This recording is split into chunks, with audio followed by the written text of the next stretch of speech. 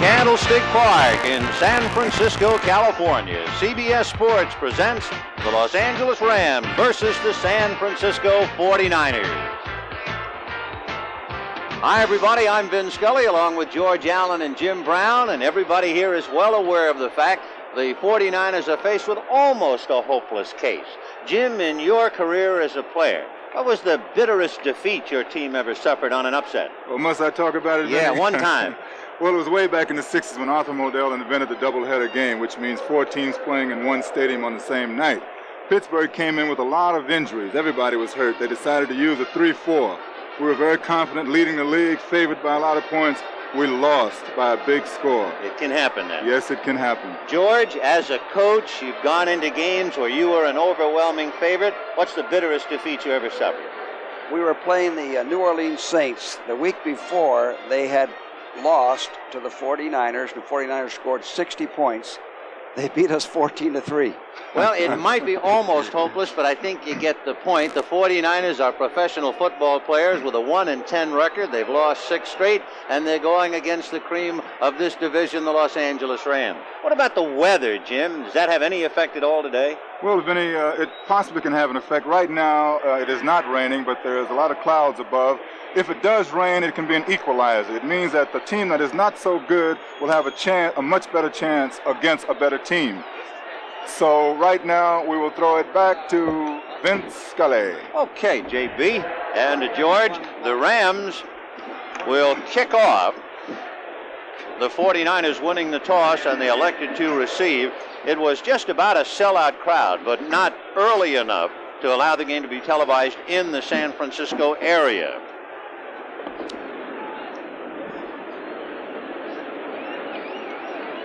Going deep, Paul Hofer, and of course he has been given the responsibility of filling O.J.'s shoes in the backfield, and he's done pretty well.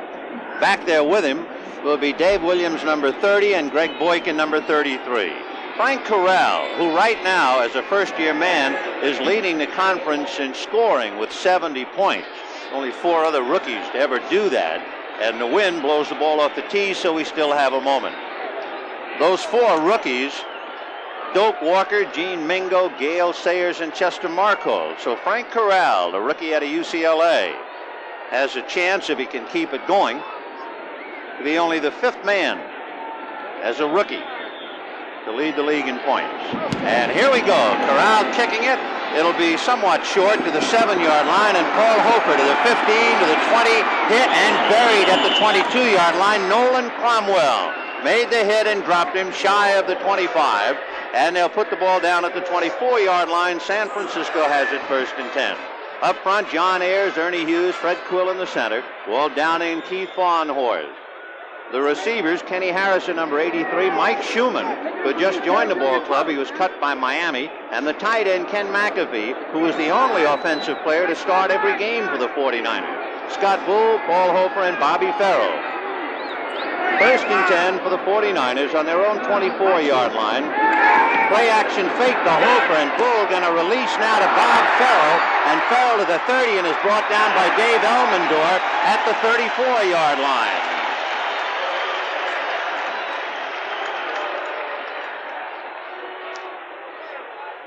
All right, we're looking at basically I formation. It's play action.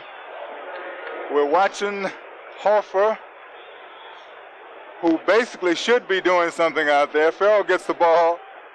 He's a hard runner. He's one of my favorites because he doesn't have a tremendous amount of skill, but he has a great attitude. So it is 2nd and 1 for the 49ers, and they go slot right. Schumann in a slot is inside Harrison. The tight end McAfee is on the left side. And Hofer on a wing. Bob Farrell runs and doesn't get very far because Jack Reynolds, number 64, hit him head on. Although it looks like he fell forward just enough to pick up the 1st down.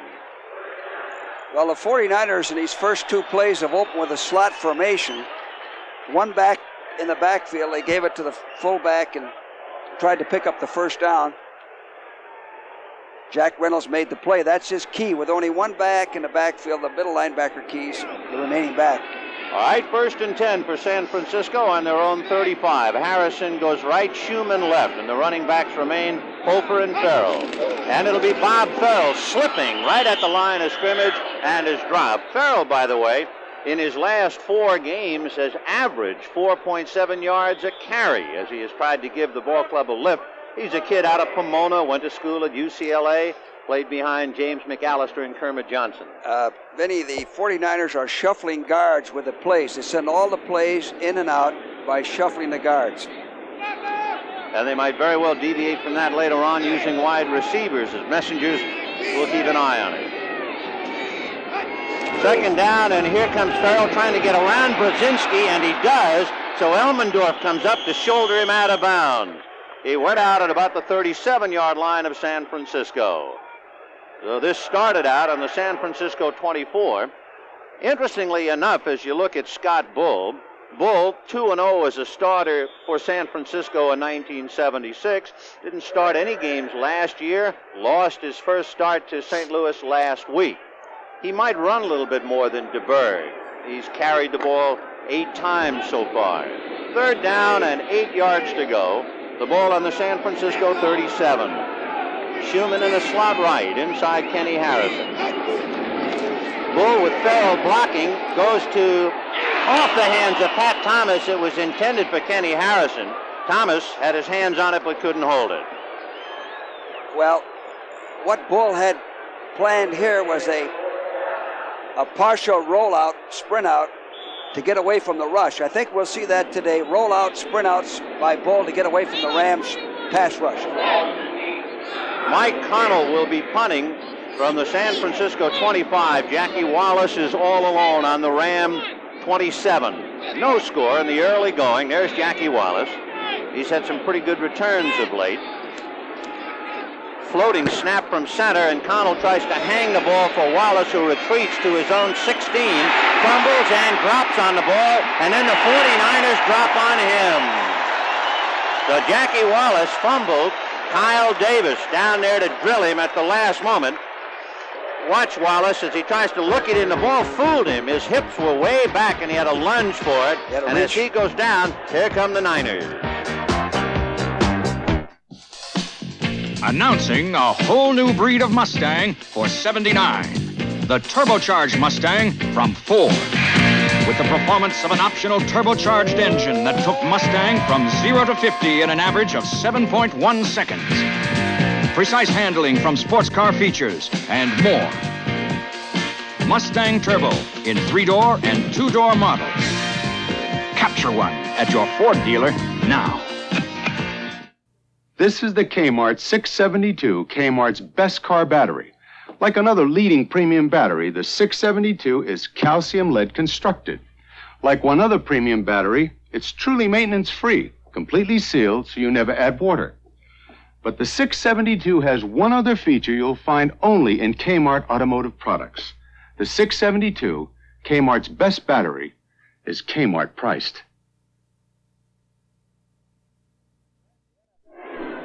Friends, the NFL on CBS Thanksgiving Day at noon. All the action will begin with the NFL Today show with Brent Musburger, Jane Kennedy, and Irv Cross. Washington versus Dallas. Right now, Dallas is beating New Orleans 21-7. Washington is losing to St. Louis 27-17 as you look at Ray Malavasi. Pat Hayden, who's been suffering from muscle spasms in the back, is starting. Charlie Young making his first start at tight end. Here comes Lawrence McCutcheon, and Harris hit him right at the 15 and dropped him at about the 18-yard line. And we should point out, and it seems hard to believe because the Rams have done so well, but they have scored only 4 touchdowns in their last 4 games. That's the team's worst touchdown drought since 1966, when the Rams scored only 3 touchdowns during a 4-game losing streak. Well, Vinny, that's the reason that Corral is leading the league in points scored. He's kicked that many field goals. Exactly. 2nd and 9 from the Ram 18. Capoletti in front of McCutcheon. And Hayden's going to send it up, and it's going to be a screen to Capoletti. He has Mack out in front of him along with Saul, and he's dragged down from behind, fumbled at the 35-yard line, and the 49ers have recovered. At the bottom, Chuck Crisp, number 24, as we take another look. That's Hardiman hitting him from behind. Hit him right by the elbow and knocked the ball loose. Cappelletti made a good catch on the ball. The ball was thrown low. And the reason for that fumble, Coach, was that Cappelletti did not expect to get hit from behind. So 49ers have it in play. 1st and 10 on the Ram 35-yard line. Scott Bull has Farrell and Hofer. Play action fake to Hofer, flips to Farrell. And Farrell is to the 30 and is knocked by Bill Simpson out of bounds inside the 30-yard line. So Bobby Farrell moving the ball to the 28. Well, that's a little different, Jim. They ran a weak side optioning the linebacker and the defensive end with a quarterback like Bull. That's a pretty good play. That's right. I mean, See, Bull can run it. Everybody took the quarterback and nobody on the pitch man. Rams are going to have to defense that a little better than that to stop them. 2nd and 3 on the Ram 28-yard line. Kenny Harrison wide right. Scott Bull giving straight ahead to Farrell, and he's inside the 25. Simpson, Brodzinski, and the other middle part of the Rams tie him up. So Bobby Farrell stopped down inside the 25-yard line. This telecast presented by authority of the National Football League, intended for the private use of our audience. Any rebroadcast or the use of the telecast without the express written consent of the San Francisco 49ers and the National Football League is prohibited. 1st down for San Francisco on the Ram 25 as you look at Fred O'Connor, the new head coach of the 49ers. Pitch back to Hofer and grabbed down by Dave Elmendorf, hit by Bill Simpson, and dropped by 2 more as Jack Youngblood finally came up to hit him along with Jack Reynolds. So Hofer took a couple of licks. Dave Elmendorf hit him first, and he fought him off and finally had to go down, and they'll spot the ball just inside the 28-yard line. Well, the Rams played that perfectly. They got across. Elmendorf was right up there. The linebacker was playing it tough to the inside. So it is 2nd and 13 on the Ram 28-yard line. Harrison is left. Schumann goes right, and Bell on a keeper gets across the 25. Larry Brooks has him by the knees after Cody Jones hit him first. Bull, as we mentioned, is apt to run a bit. He's carried the ball 9 times this year in limited service. He didn't let that develop enough, Vinny. Hit too fast. Now the Rams are in the nickel defense. The draw is a lot better against the nickel. Well, he'll have it 3rd and 9. The ball on the Ram 23-yard line.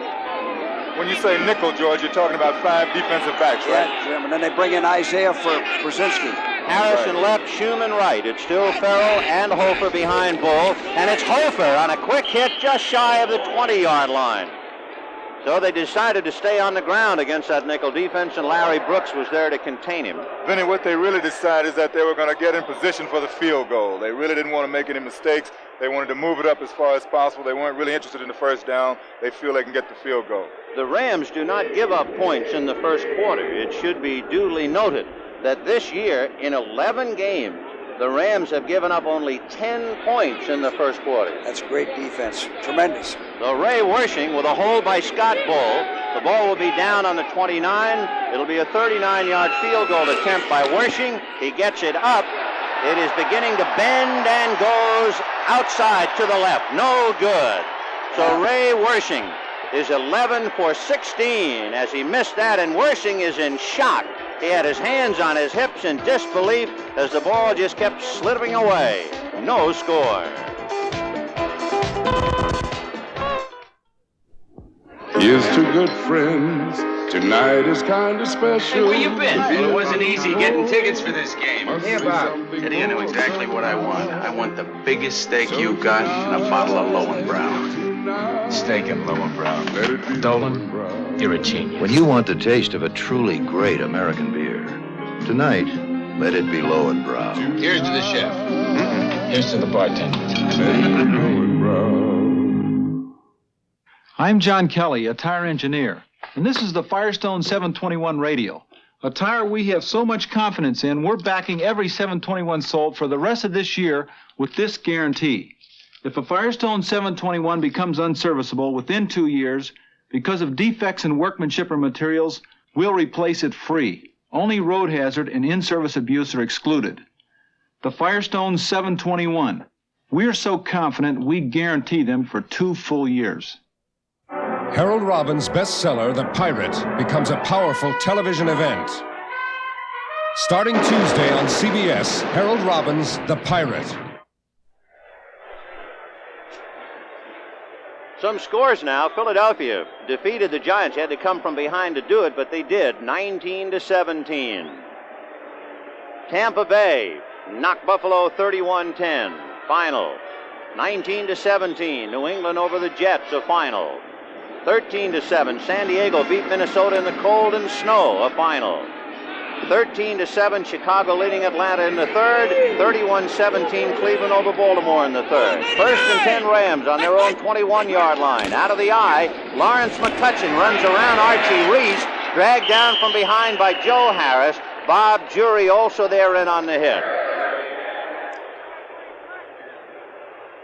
Lawrence McCutcheon has been held below 3 yards per carry in 3 of the 5 games he has started this year. And you're talking about a fella who has a career average of almost 5 yards per rush against the 49ers.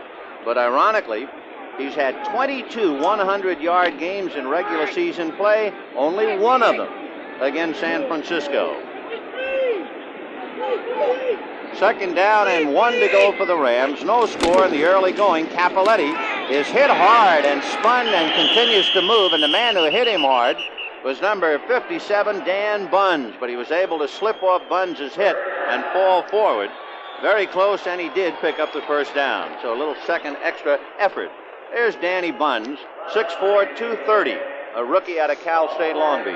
Denny, the only way the 49ers can win today is for the Rams to make mistakes, critical mistakes on offense or defense. They made one, the 49ers didn't capitalize on it. 1st and 10 for the Rams on their own 32. And Hayden looking to the right side. Jesse fell down, and that ruined the play. It was intended for Ron, but as he tried to turn, his feet went right out from under him on the wet AstroTurf. Another score coming in, somewhat of a shocker. The St. Louis Cardinals 27, Washington 17, a final. So it'll be 2nd and 10 on the 32-yard line of the Rams. San Francisco recovered a Cappelletti fumble on the Ram 35, but they couldn't do anything with it, so now the Rams have it. 2nd and 10 on their 32. Miller goes wide left and Jesse is right. Charlie Young, the tight end, on the right side. And here comes Lawrence McCutcheon. Hara out in front to block, and McCutcheon fell down after Hara put a beauty of a block on Bob Jury, number 26. He hit him, but McCutcheon couldn't capitalize on it. It's a very good point, Vinny, but actually we're talking about the surface. The surface have come into play in the last 2 plays. Now watch McCutcheon's feet. He's trying to maneuver. His feet slip out from under him, so naturally he couldn't take advantage of a good block. That's why I was saying earlier that the weaker team can really become in much better position on a wet field. 3rd and 5 on the Ram 36. They started in their own 21. Miller left and Jesse right. Archie Reese almost offside, and a high waft to Miller, and he takes it out of bounds at the 39-yard line of San Francisco. He beat Wonder Mons. Well, it's passing situation, and Pat Hayden read the defense through what we call a corner pattern. The defensive back was sucked inside. Big play. That's where the 49ers have been weak this year in pass defense. And when you talk about big plays for the Rams, Willie Miller is probably my favorite. He's done a tremendous job for them this year. He's now caught 40 passes and 4 of them for touchdown. So it is 1st and 10 on the 49er 39-yard line. Miller left and Jesse right. And Hayden on a draw to Cappelletti, but reading it was Webb, and Webb hangs on for dear life and brings him down. Jimmy Webb, 4-year man out of Mississippi State, number 74. The 49ers defense, Jim, has been pretty good against the run. Every game we've done with them, they've done a good job defense and opponents' rushing attack. It's when they have to defense the pass, rush the passer and covers when they've been in trouble. They have the rookies back there, right, Coach? You can't have rookies in the secondary, not too many of them. That's the wrong place. Mental mistakes will kill you quicker than anything else. 2nd and 9 on the San Francisco 38-yard line. No no score. But Hayden on a drive now with both backs flare, and they set up a screen for Capoletti. He got away from Joe Harris, and he is dragged down from behind. And the first man to hit him coming back was Ed Gallagher, number 75, and then the middle linebacker Mark Nichols. Now the key to this play is actually Joe Harris. Joe Harris should have come under control right in here because he knew he was going to get a move, come under control, make the tackle. But Capoletti made a good move, as he usually does. So that brings the ball to the San Francisco 35-yard line, where it's 3rd and 6. Time left 5 minutes and 33 seconds of the first quarter. Jesse wide right, Miller left. The running backs, McCutcheon and Capoletti. Charlie Young, the tight end, on the left side. Hayden looking over the middle, and he's going to go down. Tom Mack almost had Hayden come right into his lap. And Ed Gallagher makes the hit to bring him down. Well, Pat made the good adjustment. They dogged. He was rushed. Everybody was covered. Rather than put it up for grabs and get an interception, he ran straight ahead, pick up a few yards, don't take the big loss. So Glenn Walker comes in, coming off a poor game in the mud and slop of the Coliseum, where he averaged only 27 yards a punt, one of them traveling only 2 yards. And Glenn Walker ready to get it out of there. He's averaging 37 yards a punt. Deep is Schumann, flanked by Leonard, and also Steptoe. Walker getting his block, gets it away from Boykin, angles for the sidelines, hits on the 6, and it goes out of bounds on the San Francisco 1-yard line. Oh, what a punt by Glenn Walker. You know, that's one thing that Glenn has really improved on. He's worked on we've got picking out of bounds. 4:41 left in the first quarter. Down in Texas, we have a saying. It's not the size of the dog in the fight. It's the size of the fight in the dog. So when you see this little Black & Decker 5.5-inch circular saw in your store, don't be fooled. It's smaller and lighter than other saws, so you can handle it easily. But inside, it's pure teeth. The 5.5er from Black & Decker. Small, light, and very tough. The new Ford Pinto for $79. A new design for a little American workhorse. New up here, new back here, new in here, and it's loaded. Bucket seats, standard. AM radio and electronic ignition, standard. 2.3-liter engine, standard. Electric rear window defroster, standard. Rack and pinion steering, standard. Front disc brakes, standard. At this low price, the spanking new '79 Pinto at your Ford dealer. The CBS All-American Thanksgiving Day Parade. 3 hours of parades from 5 cities: Hawaii, New York, Philadelphia, Detroit, Toronto, and the host will be Bill Conrad. That's the All-American Thanksgiving Day Parade, and it'll be hosted by 10 of your favorite CBS stars. Bad field position for the 49ers, thanks to that great punt by Glenn. 1st and 10 on the San Francisco 1. Farrell and Hofer trying to dig it out. And Scott Bull over center. Whoops, the Rams are moving. Now let's see whether they were drawn off or not.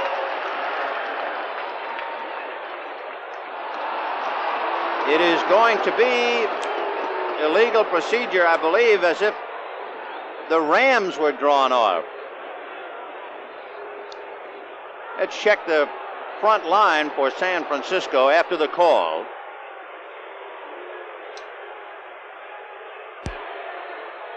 Illegal procedure, false start, number 65, first down. 65 is Ernie Hughes, a rookie out of North Dakota. And there he goes. So you saw Ernie Hughes trying to get a jump. The 49ers have really been stuck on that punt by Glenn Walker. If you joined us a little late, the Niners got a big break on a fumble by Capoletti. They took over on the Ram 35, missed a field goal. The Rams drove down a bit. Finally, Walker punted it out on the 1, and we have a 2nd and a long 8. The ball on the 3. Then Glenn Walker start working on kicking out of bounds way back in training camp. He's improved tremendously. So Schumann goes wide left. McAfee, the tight end, on the right side, and Paul Seal is the tight end on the left side. And it's the second man, Farrell, stacked up just shy of the 5-yard line. half of the Ram club, including Jim Youngblood and Jack Reynolds there to stop him. This position they have is a result of good defense and good kicking, and that's how you win football games. So now 3rd and 7 from the 4-yard line. They're shuttling now as Knutson and Downing bringing in the plays. Jim, let's see if he sprints out or rolls out here. Well, if they're going to try to win, he might do that. If they're going to be conservative, he might just run it up the middle. 3rd and 7 from the 4, and Scott Bull, play action fake to Farrell, now throwing low, and it's carried out of bounds by Hofer at the 10-yard line. So Hofer making a nice reception, 3-year man out of Mississippi. Well, he went with a play action pass, partial rollout, and hit the back. I'm glad that he decided to throw and take a chance, because if they're going to win or make this a game, they got to open up a little bit. You're absolutely right, Coach. They have nothing to lose by playing conservative. You're looking at Mike Connell, a rookie out of Cincinnati. He's averaging 37 yards a kick. His longest 59, and he's had 1 block. Jackie Wallace all alone on the San Francisco 45-yard line. High snap, the Rams are not coming, and a kick that's going to hit on the 35-yard line and roll as it's knocked out of bounds by Jury at the 36. So the Rams have fine field position. They'll put it in play. 1st and 10 on the San Francisco 36. No score, 3 minutes left, first quarter. Introducing a new American road car. The all-new Ford LTD for $79. With more front seat room, more rear seat room, more window area, and more handling ease than last year's LTD. Plus the power of a V8 engine standard. A road car to take you across town or across the country. This land is your land. This land is my land. To test drive the all-new LTD on your own roads, see your Ford dealer today. Give me an Anheuser-Busch Natural Light. Just say natural. You see, you doesn't have to call it Anheuser-Busch Natural Light, and you doesn't have to call it Anheuser Natural, and you doesn't have to call it Busch Natural. Just say natural. Johnson's right. Oh, you can call me Ray, or you can call me Jay, or you can call me... For a great tasting light beer, just say natural. You doesn't have to call me Johnson. 2 naturals, please. Don't ask him his name. My name? You can call me Ray, or you can call me... Next Saturday on the CBS Sports Spectacular, see highlights of the LA Times 500, plus the world's strongest men competition. You'll say, you saw it on CBS Sports. Dallas leading New Orleans 24-7 in the 4th. The big news there, Robert Morehouse broke his leg. Meanwhile, Seattle leading Kansas City 13-10 in the 4th. It is 6-0 Oakland over Detroit in the 1st. The point after was missed in that one. 3-0 Green Bay over Denver in the 1st. Fred O'Connor. He is 39 years old. He was born in Brooklyn, a quarterback and a running back at East Stroudsburg State. He got out of school in 1962, and he's the head coach of the 49ers. 1st and 10. In motion goes McCutcheon. The ball on the San Francisco 35. Hayden looking right, under a rush. Cedric Hardman buries him at the 45. Well, Hayden throwing on 1st down, which is good. He's got field position. He wanted to hit short to his right. Defense is left.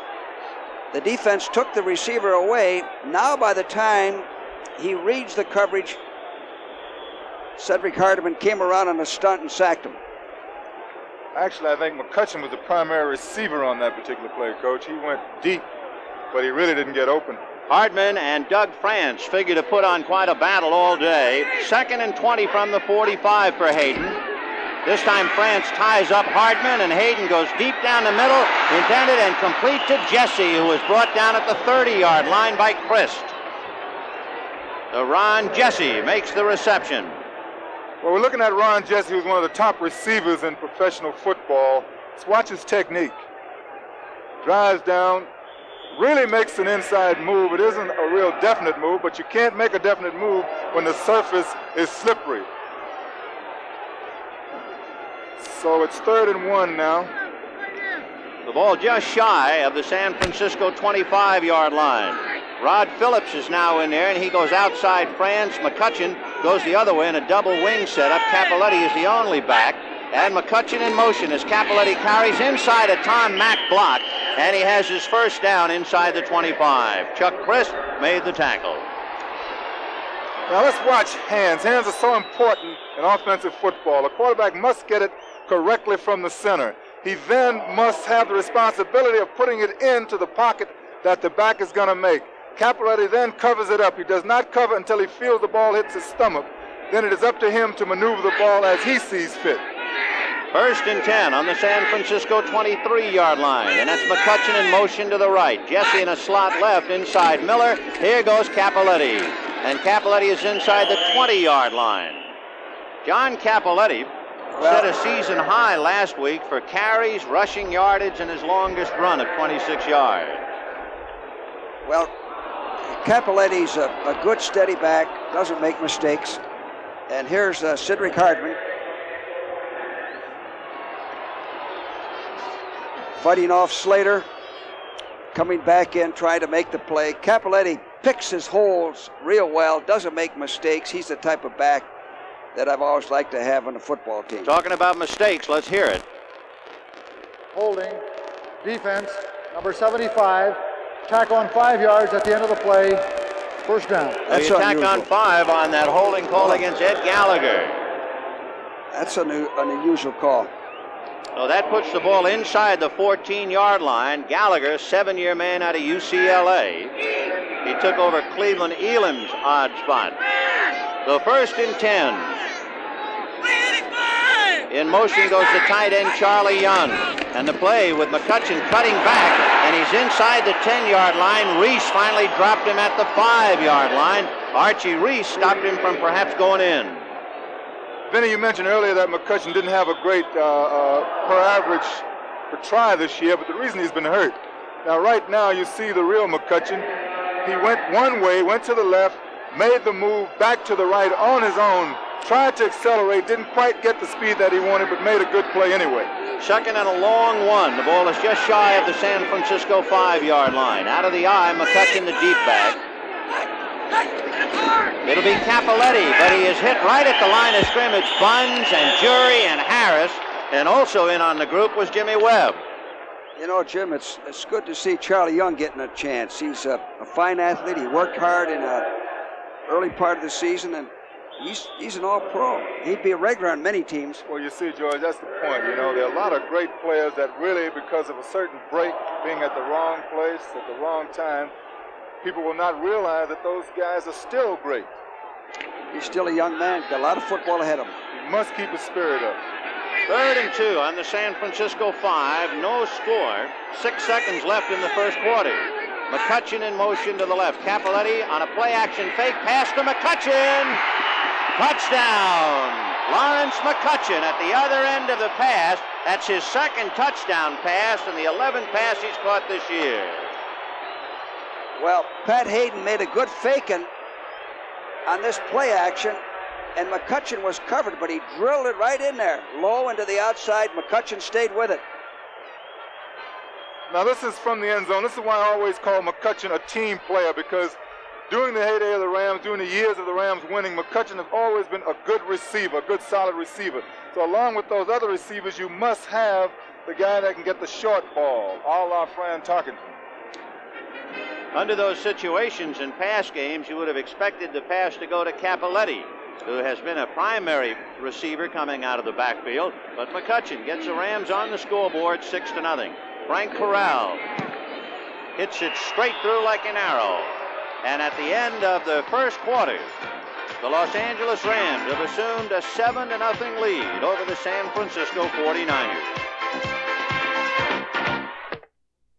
This is the new Sonar one-step camera from Polaroid. It sends out inaudible sound waves that bounce off the subject and return in a split second. The lens automatically rotates to precise focus, like this. And this. I caught a fish! Look at all the court! If I had to focus, I would have missed that picture. Sharp, instant pictures in minutes. This close, this far, this quick. Polaroid's new one-step's the world's simplest cameras. Introducing Kmart 672. a powerful new car battery that's completely maintenance-free. Hook the 672 to this electric winch, and it can pull this 44-ton diesel locomotive, the Kmart 672, packed with power to deliver surefire starts. If it can pull this 44-ton locomotive, you'd better believe it can start your car. Check it out at most Kmart automotive departments across the USA, where quality auto parts are Kmart priced.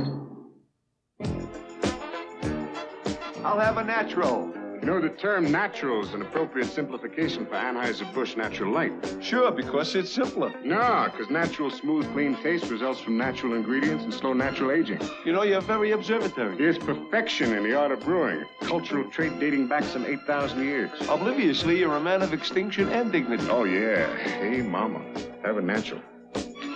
Just say natural. Frank Corral ready to kick off for the Rams at the start of the second quarter. Los Angeles leading 7-0. The deep man is Paul Hofer. On the right is Greg Boykin, and on his left is Dave Williams.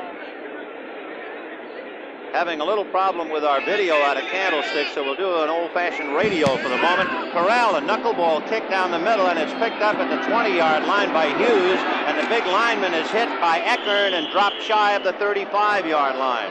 So Ernie Hughes, a rookie, fielding that wobbly kickoff, and the 49ers put it in play. 1st and 10 on their own 35. Vinny, the 49ers, on that last drive, the Rams went play action over Doug France to run the ball. Then they faked the same type of running play over Doug France and threw the ball. Good thinking, offensive thinking on the part of the Rams. Standing there with the earpiece in his ear, O.J. Simpson, who is much more accustomed to being down on the field. 1st and 10 on the San Francisco 35-yard line. Play action fake to Farrell. One fake by Scott Bull. A long pass to Kenny Harrison. No good. Broken up by Pat Thomas and Bill Simpson as they double-teamed Harrison, a 3-year man out of SMU. Well, the ball was a little short, Vinny. Jim, that's the type you like to make them run under. You got the wind at your back. Actually, what it turned into, Coach, was the old 49er play with R.C. Owens of the old days. Alley-oop. The alley-oop. Yeah. Because it was thrown up, and the only way you're going to catch it was have great jumping ability. Well, that looping ball allowed Simpson to get over there and break it up. 2nd and 10 on the San Francisco 35. Schumann is wide right, Harrison wide left, McAfee the tight end on the right side, and it's Farrell and Hofer. Bob Farrell slowed down at the line of scrimmage and falls forward for about 2, and it was a good shoestring tackle by Jackie Slater. Make it Cody Jones who made that hit. Jones coming in to grab him at the ankles. You know, when you look at a guy like Farrell, and I say I like him, people don't understand, but I'd like to explain it. This guy got about a half a yard or a yard that time only because of his determination. Now, if you have great skill and you have that kind of determination, you can do anything. 3rd and 9 from the 36, slot right, and they have a tight end, Paul Seal, inside Schumann. Harrison is wide left. And a sneak by Bull, and he's out across the 40-yard line. Scott Bull, who likes to run, and he's big enough to do it, 6'5", 211. I think that's what he wanted to do earlier. This is a pretty good call against nickel defense because you don't have a middle linebacker. But once you run it, you're not going to fool a good defense like the Rams twice. So Mike Connell, as you see his numbers, this will be his 3rd punt. Jackie Wallace all alone on the Ram 15-yard line. The Rams are leading 7-0, 13:38 left to the half. Connell, rookie out of Cincinnati, and he hammers one, and Wallace has to go back to his own 9. Jack gets it out to the 15, comes to the 20, to the 25, still on his feet, and spun out about the 32-yard line. Moore, along with Mons. There's a flag, Vinny. And Elia, and a flag on the kick, so hold everything. The offensive line for San Francisco coming back. We'll wait and see about the call. It was a 4th down play. First down. About 4th and 3. So it could be a first down for San Francisco. Yeah, holding. That's what it is.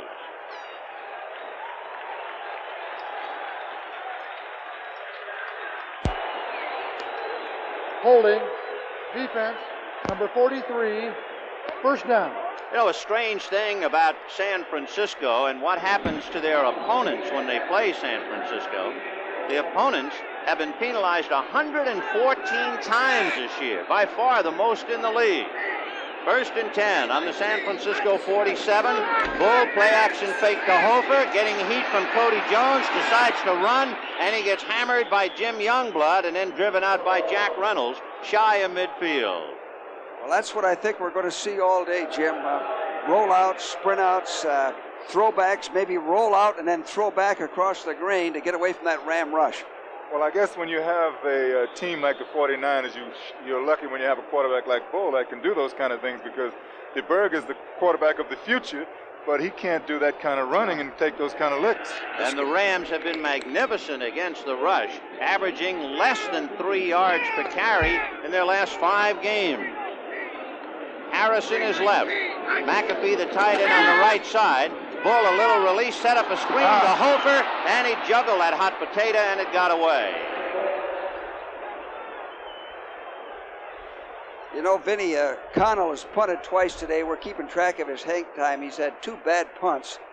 One of them will set up the Ram touchdown, and then with the win here, his hang time was only 3.8, which is very average. What is the bottom line for hang time, George? What's a good time? If anything close to 5, 4.8, 4.95 is tremendous. The kicking game has been very important. Wershing missed a field goal, poor punting by Connell, and a marvelous punt by Glenn Walker.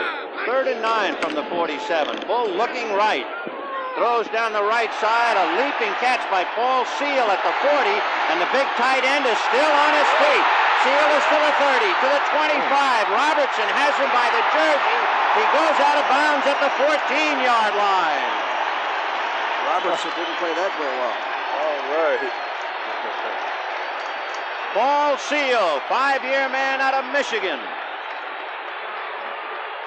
Well, this is against the nickel defense, and a well-executed pass, but a great effort by Paul Seal, and showing his running ability, cutting against the grain. Here's another tight end like Charlie Young that's sitting on the bench. He outruns Isaiah there. Paul Seal getting an ovation as he comes off the field.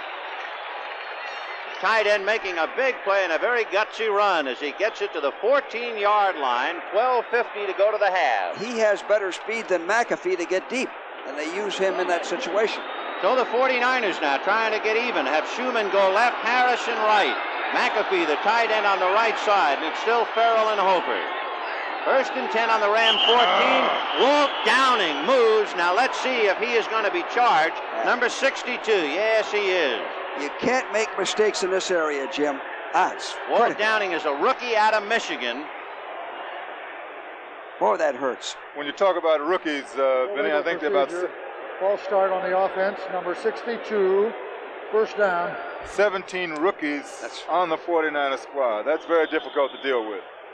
Take another look. To your left, there he goes. Downing is 6'3", 254. He's difficult to hide. So 1st and 15 from the 19. Bull handing to Paul Hofer. And Hofer drills to the 11-yard line. Dave Elmendorf finally hit him from the side after Bill Simpson hit him head on. You know, we've been talking about Farrell, Jim. A back I like who gives you everything he has, always going forward, running hard, is Paul Hofer. He picked the hole there real well, almost broke it all the way. I must agree with you. I feel that the attitude of the San Francisco backs is very positive. Oh, it is 2nd and 8 from the 12. Bull handing to Hofer again, and he is inside the 10. Larry Brooks had a shot at him at the 15, and you'll see him go right by number 90, and that made the play. You already told us about it, Vinny, but let's look at it again. Paul Hofer. All right, broke that tackle by good high knee action. Went up high, jumped over, dealt with pure determination, right, Coach? Yeah, good leg action, Jim, as you mentioned. Good high knee action. That breaks tackles. 3rd and 3 from the Rams 7. It's 7-0 Los Angeles, but the 49ers are driving. Harrison is right, Schumann is left. And Bull to the second man, Hofer, following Farrell's block inside the 5. Now you see, Vinny, that penalty put them in a situation now where they may not have the 1st down, They have to make a decision whether to kick a field goal or go for it. The team wants to go for it, and that's what they should do. Paul Seal getting a message from Fred O'Connor. The rookie coach sends in the tight end, and they're going for it, much to the delight of the crowd. Of course, those cheers can turn to boos quickly. Exactly right, but at least on this play you have the team, the coaches, and the fans all agreeing. 4th and 1 on the 5. Schumann right. Seal and McAfee, the two tight ends. Hofer and Farrell, and let's see how they go. Bull hands to Farrell, and what a hit by Jack Reynolds, but he got the first down, I believe. Over the top. Reynolds hit him as hard as he could, and he was able to get it anyway. 1st and goal. All right, now what we're talking about is watching the submarine, the defensive line charging low, and Farrell goes high, but he goes high with power because he's met in the air, he spins, and he keeps going forward, which is almost impossible. 1st and goal from the 3-yard line. Schumann is right. McAfee and Seal, the tight ends. McAfee on the left side. Bull hands to Farrell, trying to go outside. End of story at the 5. He ran into number 55, Carl Eckern, and Eckern dropped him in his tracks. Jack Reynolds came over to give an assist. Well, the Rams are in what they call their jumbo defense. They got two middle linebackers, 64 and 55 Eckern. It's real tough to run against. The rushmen, the defensive linemen, all charge inside, and the linebackers fill right off of the outside shoulders. And, Coach, when you talk about skills, see, Farrell does not have the skill to put the moves down in that situation, so he did the best he could. Right. 2nd and goal from the 4. Backs a split this time with Hofer and Farrell. Back of Scott Bull. Play action fake, roll out, and Jack Youngblood drops him shy of the 18-yard line. So Jack Youngblood makes the sack. That defense that I just talked about, what we call a 62, a jumbo defense where it's strong against the run, is a little weak against the pass. And I was trying to get in that I figured that Bull would give him a play action pass because those linebackers have to cover the backs and also play the run. Now the 49ers are going backwards. They had a 1st and goal on the 3. They now have 3rd and 15 from the 15-yard line. Harrison is left. Schumann is right. McAfee on the right side. Bull slipping, regains his balance, and then goes down as he is dragged down in the middle by McLean along with Larry Brooks. So it went backwards from 1st and goal to 3rd and goal on the 15, and Ray Wersching is now asked to get San Francisco on the scoreboard. The ball is spotted just shy of the Los Angeles 17-yard line, so it'll be a 27-yard field goal attempt by Ray Wersching. He's 11 for 16. The hold by Scott Bull. They'll spot it at the 25. High snap, and the kick goes way wide left. And now Wersching and the fans are upset. Wersching is 0 for 2. The 49ers have blown two big chances to score. I think the bad snap threw Wersching off. He had to hesitate. So it's 7-0 Rams, 8:55 to the half. This fresh egg is going to help us sell this brand new Free Flex shoe from Freeman. Watch.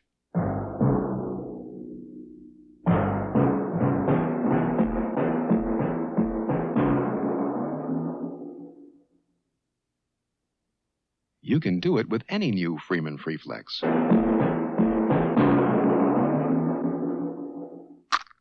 See Freeman shoes at fine stores everywhere. Hey, listen, if you're a mild-mannered soul like me, Dick Butkus, you'll really go for a Ford van. Because this baby's built tough. With tough body-on-frame construction. Cushioned by rubbered mounts. And Ford's out-front engine design means easy move-around room inside. So Ford's the right game plan, whether you're working it or just going out to play games. Right, Coach? Right, Dick. That's my kind of coach. Ford's got all kinds of vans right now at your Ford dealers. Let's watch this field goal attempt again. The snap is a little bit high. Watch the high snap. Now Wersching has to hesitate just enough to throw his timing off. Many times the kicker gets blamed, and it isn't his fault. It should be pointed out that Randy Cross, who is the #1 snapper for San Francisco, is down with injury, and they had to pick up Kyle Davis, who did the snapping on that play. He backs up Fred Quillen. So the Rams have it 1st and 10 on their own 20, leading 7-0. Capoletti and McCutcheon behind Hayden, and it'll be Lawrence McCutcheon. A flag on the play as McCutcheon gets out to the 22. 7-0 in favor of Los Angeles. We might duck in a few scores. New Orleans and Dallas, a final, Dallas 27. New Orleans 7, Robert Newhouse suffering a broken leg in that one. Calvin Hill caught 3 touchdown passes today. Cleveland 45 to Baltimore's 24 with 8 minutes left in the 4th. Holding, offense, number 61, first down. Detroit and Oakland 13-0 Oakland with 12:58 to go in the second, and it is 7-3 Pittsburgh leading Cincinnati in the second quarter. 1st and 20, the ball is on the Ram 10-yard line.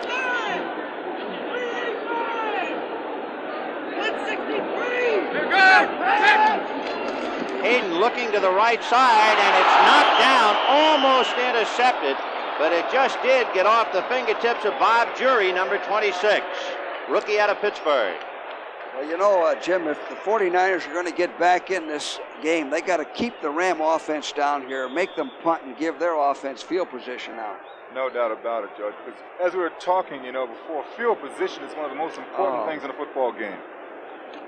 It has a lot to do with what you can do with the football, what plays you can use. Exactly. Pat Hayden almost intercepted, and he has had a great record in the last 57 passes. This time with a loose ball inside the 10, San Francisco has recovered. There's that field position, Jimmy. Exactly right, Coach. Bob Jury making the recovery. Archie Reese and Joe Harris putting on some pressure. Now the key to this play, watch Hayden. He has a little trouble on the handoff because he slips. Now that probably could have caused something with McCutcheon, although as I look at it now, really he was just a little careless. There are many kinds of fumbles, but that one I would say was because of carelessness. Yeah. Now there's Bob Jury recovering McCutcheon's fumble, 1st and goal on the 8, and San Francisco is back in business. Scott Bull running the club out of the eye with Farrell and Hofer back of him. Second man is Hofer, hurdling just about to the 5. Holding on at the bottom, Jack Reynolds, number 64. Here's where the quarterback has to get them together and say, hey, we've been down here twice, we haven't scored. We're going to pound it in. Everybody do his job. Let's go. In the only victory that San Francisco had this year, it was against Cincinnati. Cincinnati committed 8 turnovers, and the Rams now have fumbled the ball away twice today. 2nd and goal from the 6. McAfee and Seal, the 2 tight ends. Bob Farrell inside the 5, dropped it about the 3-yard line.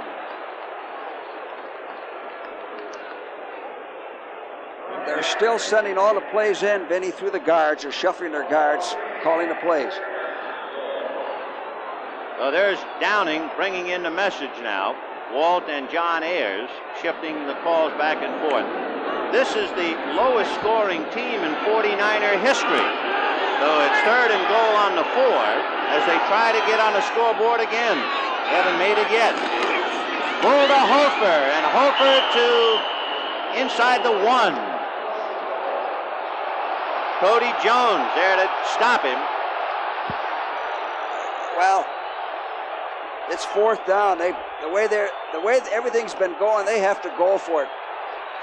And they are. That's good football. It's aggressive football.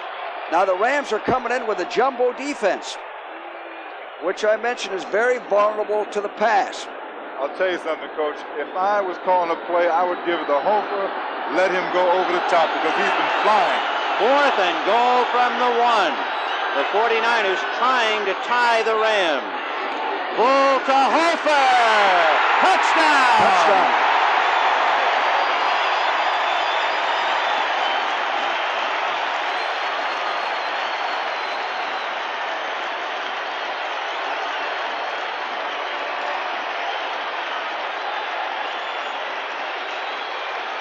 All right, let's become an official right now. Watch the ball, watch the goal line, and what do you see? You see that he made it. He's over. He's over the goal line, yeah. George, that supports your theory about instant replay with the officials. Now Scott Bull will have the hold at the 10 as Ray Wershing, who has missed 2 field goals, will now try and tie it up with the point after, and he does. So with 6 minutes and 54 seconds to go in the second quarter, what the Rams might fear has occurred. They're fumbling, and an emotional 49ers have caught them. Surprise! It's me, Ali, up here in Alaska to tell you how motorcraft parts from Ford were tested tough. Motorcraft heavy-duty batteries tough as these were tested in all kinds of nasty weather on 50 cars and trucks from Ford, GM, and Chrysler. After 6 months, not one motorcraft battery went bad. Motorcraft batteries, they have the stuff. Motorcraft parts are tested tough.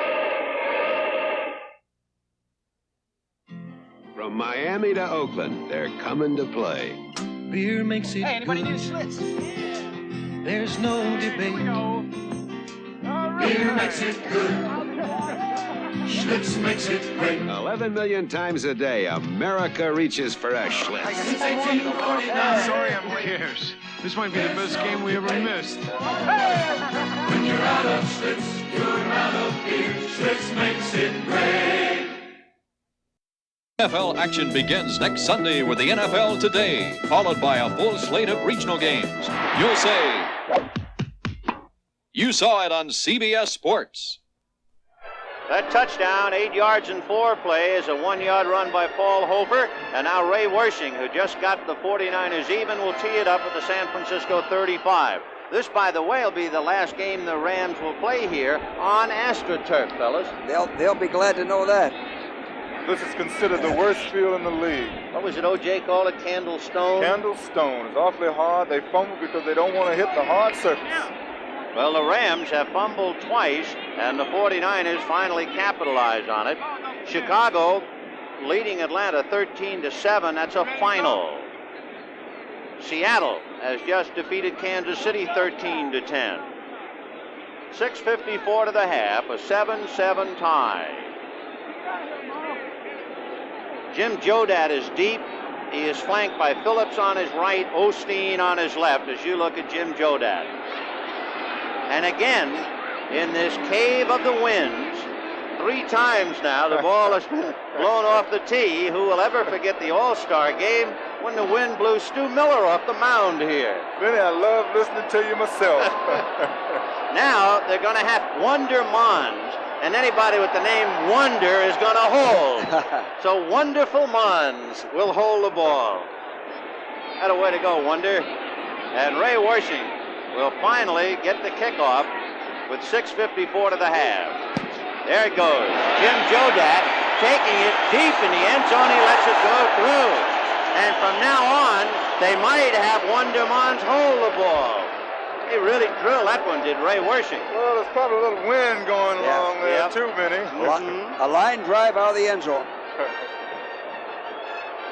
Check the scoreboards again as you can see the finals. Philadelphia 19, the Giants 17, the Cardinals 27, Washington 17, Tampa Bay 31, Buffalo 10. All finals. Rams put it in play. 1st and 10 on their own 20. Miller goes wide left. Jesse is right. In motion goes Charlie Young, the tight end, to the other side. Second man, McCutcheon, but he is hit by Buns at the 20. Dan Buns got him by the ankles. Nice drop by the middle linebackers. The 49er defense has allowed more than 400 yards in a game only once this year, and it was against the Rams way back in the first week in October. Benny, the 49ers signal all their defenses in from the sidelines. 2nd and 8 on the Ram 22. Capoletti and McCutcheon behind Hayden. And on a dog, Hayden is setting up, gets good protection, goes to Jesse, who is drilled at the 30-yard line. Roberson came up to hit him and drop him at the 41. It appeared as if he picked up the first down. Well, Hayden did a good job of reading the coverage. Watch his head look to the left. He's covered. Now he comes back to the right, his right, and drills Jesse. Now, when you talk about drilling Jesse, what Jesse did there is very commendable because he knew he was going to get hit. Usually, a lot of receivers will drop the ball in that situation. Jesse in a slot left inside Miller. 1st and 10 on the Ram 31. McCutcheon in motion to the right. Hayden on a draw to Capoletti. He gets around 2 men, but as he tries to cut, he slips and falls, and then Vern Roberson grabs him to make 2nd and 8 on the 33 of Los Angeles. 4:56 to the half, a 7-7 tie. Miller left, Jesse right. 68. Both linebackers back off now, and Hayden will set up, looking right. Goes it deep down the right side, intended for Jesse. Flag on the play. Vern Roberson was over there to defend, and will await the call. Well, Vinny, Roberson's a safety. They have to playing him at the left corner, and the Rams are working on him a little bit. Vern Roberson, a 2-year man out of Grambling. Last time we saw him, he was playing safety. They've moved him up to the corners. We might have an illegal chuck. Illegal contact. Defense. 49. 1st down. That's Vern Roberson, who is usually accustomed to being lost in the crowd. He has 15 brothers and sisters, but that time he was all alone and naked unto the world. Yes, he was. When you play the corner, you're all alone. It's a desperate place to be. He's normally a safety, isn't he, Coach? Yes, he is, Jim, and that's a tough adjustment for him. 1st and 10 on the Ram 38. 2nd man McCutcheon. Archie Reese can't get him, and that means the play carries out to the 47-yard line.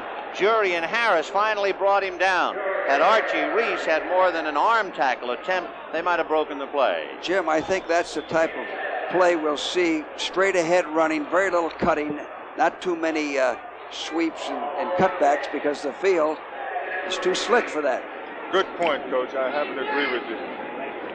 2nd and 2 on the Ram 47 as Jesse is right, Miller left, and here comes Capoletti. McCutcheon trying to block for him, but the right side just wouldn't give, and Ed Gallagher is the first man to hit him and drop him. Well, Vinny, they like to run over Doug France, and that's what they did there in a quick count. And that's what they did against the Steelers. Now, it'll be interesting to see in short yardage whether they continue to go over Doug France. Doug, one of the big battles of the day. France is going up against Cedric Hartman. Hartman is 6'4" and 244. France is 6'5" and 272, so you can get shock waves all the way to Los Angeles on that collision. They picked it up, as you can see. Ball at the 49-yard line. The Rams started, you remember, after the kickoff on their own 20. 1st and 10 on the Ram 49. 3:56 to the half. A 7-7 tie. Jesse right, Miller left. Charlie Young, the tight end, is on the right side. Hayden to McCutcheon following Capoletti, and among others, Cedric Hardman coming over from his defensive end position to bring him down. Pat Hayden did not practice very much this week. He's had muscle spasms. Last week, you might remember, his wife delivered a bouncing baby girl. In fact, it was so close to delivery time prior to the game with Pittsburgh, he was practicing wearing a beeper, you know, the thing that the doctors use if they're going to get a call. That's the way he practiced, waiting to get the call, and finally the baby girl arrived. 2nd and 7 on the San Francisco 48. McCutcheon behind Capoletti. In motion is Jesse. Here goes McCutcheon, and there goes McCutcheon. Archie Reese, 6'3", 263, wrapped him up, a rookie out of Clemson. You know something, George and Vinny? That surface is so slippery until on the last 2 plays, McCutcheon slipped slightly. Now, there's something else I'd like to mention. He has tape wrapped around the bottom of his shoes. When you have tape wrapped around the bottom of your shoes and you're on a field like this, it's going to make it more slippery. There you can see those spats that he is wearing. And Hayden setting up quickly. Hardiman can't get him from the side. And he throws to Capoletti, who beat Joe Harris. And Capoletti takes it out of bounds. One-on-one with Joe Harris, and Capoletti just took it away from him. Gee, this is excellent work by Pat Hayden. He did this practically on his own. They flush him out. They're running a stunt. They flush him out of the pocket. And he throws on the move, right, a strike to Capoletti. Capoletti's an excellent receiver. Again, I'll say he's the type of back that doesn't make mistakes, a guy that is underrated. You had Harris at Washington. Good man. 1st and 10 on the San Francisco 38. 2.5 minutes left to the half. With Capoletti in motion, play action fake to McCutcheon. The pass intended for Miller, no good. And right there, Eddie Lewis to defend.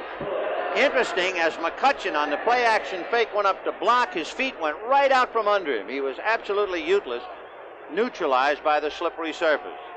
Take a look at McCutcheon playing for the Kings. Now let's watch him. He's faking and he's slipping. We're going to have to take the tape off the shoes, Vinny. I think so. I'll send a message down there.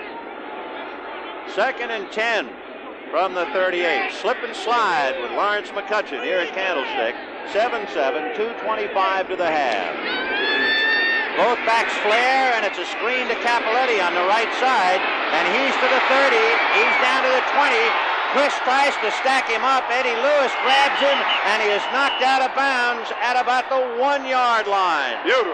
Yeah, he used his blockers tremendously. 37 yards on the screen to Capoletti. Quick screen, a good call on this type of field. Easy to throw, easy to catch. And he used his blockers all the way, Jim. You know what's great about it, George? Jeez, on balance. Is that he probably doesn't have the great speed, and that allows him to use the blockers a lot better. A faster back might have run past his blockers. Well, Capoletti has good judgment. He ran well against the Steelers in that muddy field the other night. 2:13 to the half, and the Rams now have it 1st and goal on the 1. In motion, McCutcheon. It'll be Capoletti, and he's in there. Touchdown, Los Angeles. Chuck Christ hanging on, but the TD is on the board. Look at Jackie Slater. McCutcheon moves in motion. Capoletti takes it, takes the handoff. Good body lean. Good blocking at the hole. Well, they're running to the left side. 49ers right side over Doug France. Giving the ball to their steady, reliable back inside. Shouldn't lose anything on that. A heck of a drive after being scored on. So now Frank Corral trying to make it 14-7 Rams. The kick is up. The kick is good.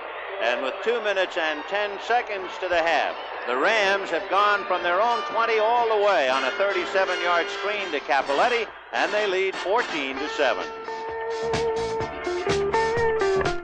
RCA announces a major improvement in video cassette recording. Introducing Selectavision 400. Set it today, and for the next 7 days, the 400 remembers the shows you want recorded. It'll turn itself on and off up to 4 times, even change channels. Selectavision 400, the 4-hour video cassette recorder with the 7-day memory. Let RCA turn your television into Selectavision. Fred, we got a new page 1 here. Making sure the news gets out is what my job's about. Now it's all behind. Got blue ribbon on my mind. I've got Pabst Blue Ribbon on my mind. More and more lately I find The premium taste of Pabst. It's a lot to look forward to. I've got Pabst Blue Ribbon on my mind. The Rams go 80 yards in 11 plays. The key play was that 37-yard screen pass to John Capoletti. They punch it over. It took them 4 minutes and 44 seconds, and we're down to 2:10 to the half, with the Rams leading the 49ers 14-7. And you know the worst period of the year for San Francisco? The third quarter. That's right. Yeah. 64 to, 14? Yeah, what do you do about a thing like that, George? Well, don't play it. Well, you change your pep talks at halftime. I guess so. All right, Frank Corral ready to kick off, and he's going to hit another roller down the middle. Not much of a return, and this will go out to about the 40 to the 42-yard line. Mark Nichols, a middle linebacker and a rookie out of Colorado State, brought it back. So they're making sure that Hofer and company will not get any lengthy returns. We have exactly 2 minutes on the scoreboard to the half. They'll spot the ball at the San Francisco 41-yard line, and the Rams are leading the 49ers 14-7. Now the 49ers can start their 2-minute drill right here. They have good position. They got their timeouts remaining. So the 2-minute warning. The Rams leading San Francisco 14-7. Stanley presents the Cube, a simple solution to a lot of storage problems. It's a Stanley do-it-yourself project that's easy to do when you use Stanley tools to help you do it right, like the Stanley Surfform for smoothing edges. In no time, you'll be building bedroom cubes, kitchen cubes, bathroom cubes, a cube system for your stereo system, sleeping cubes, sewing cubes, working cubes, playing cubes. The Cube, a do it and do it and do-it-yourself project from Stanley, the do-it-yourself company. Stanley, we want to help you do things right. Come fly with me, let's fly away. Come fly with me in one magnificent flying machine, the 79 Thunderbird. I love its luxurious cockpit. Fly with a V8 engine. Power steering and power brakes, all standard. Glide in great style with wrap-over roof and opera windows at a down-to-earth sticker price. 79 Thunderbird. What a way to fly at your Ford dealers. NFL action begins next Sunday with the NFL Today, followed by a full slate of regional games. You'll say, you saw it on CBS Sports. 2 minutes left to the half. 14-7 Rams. San Francisco putting it in play. 1st and 10 from their own 41-yard line. Capoletti has carried 4 times for 69 yards. He's been the standout so far for either side. Slot right, Schumann is inside Harrison. Hofer on a wing outside the tight end McAfee. Bull over the middle, and he's got Hofer, and now Jim Youngblood has Hofer, and there's a flag on the play. Preliminary signal appeared to be against San Francisco, a holding call, and I think the holding might have been trying to keep Jack Youngblood out of the backfield.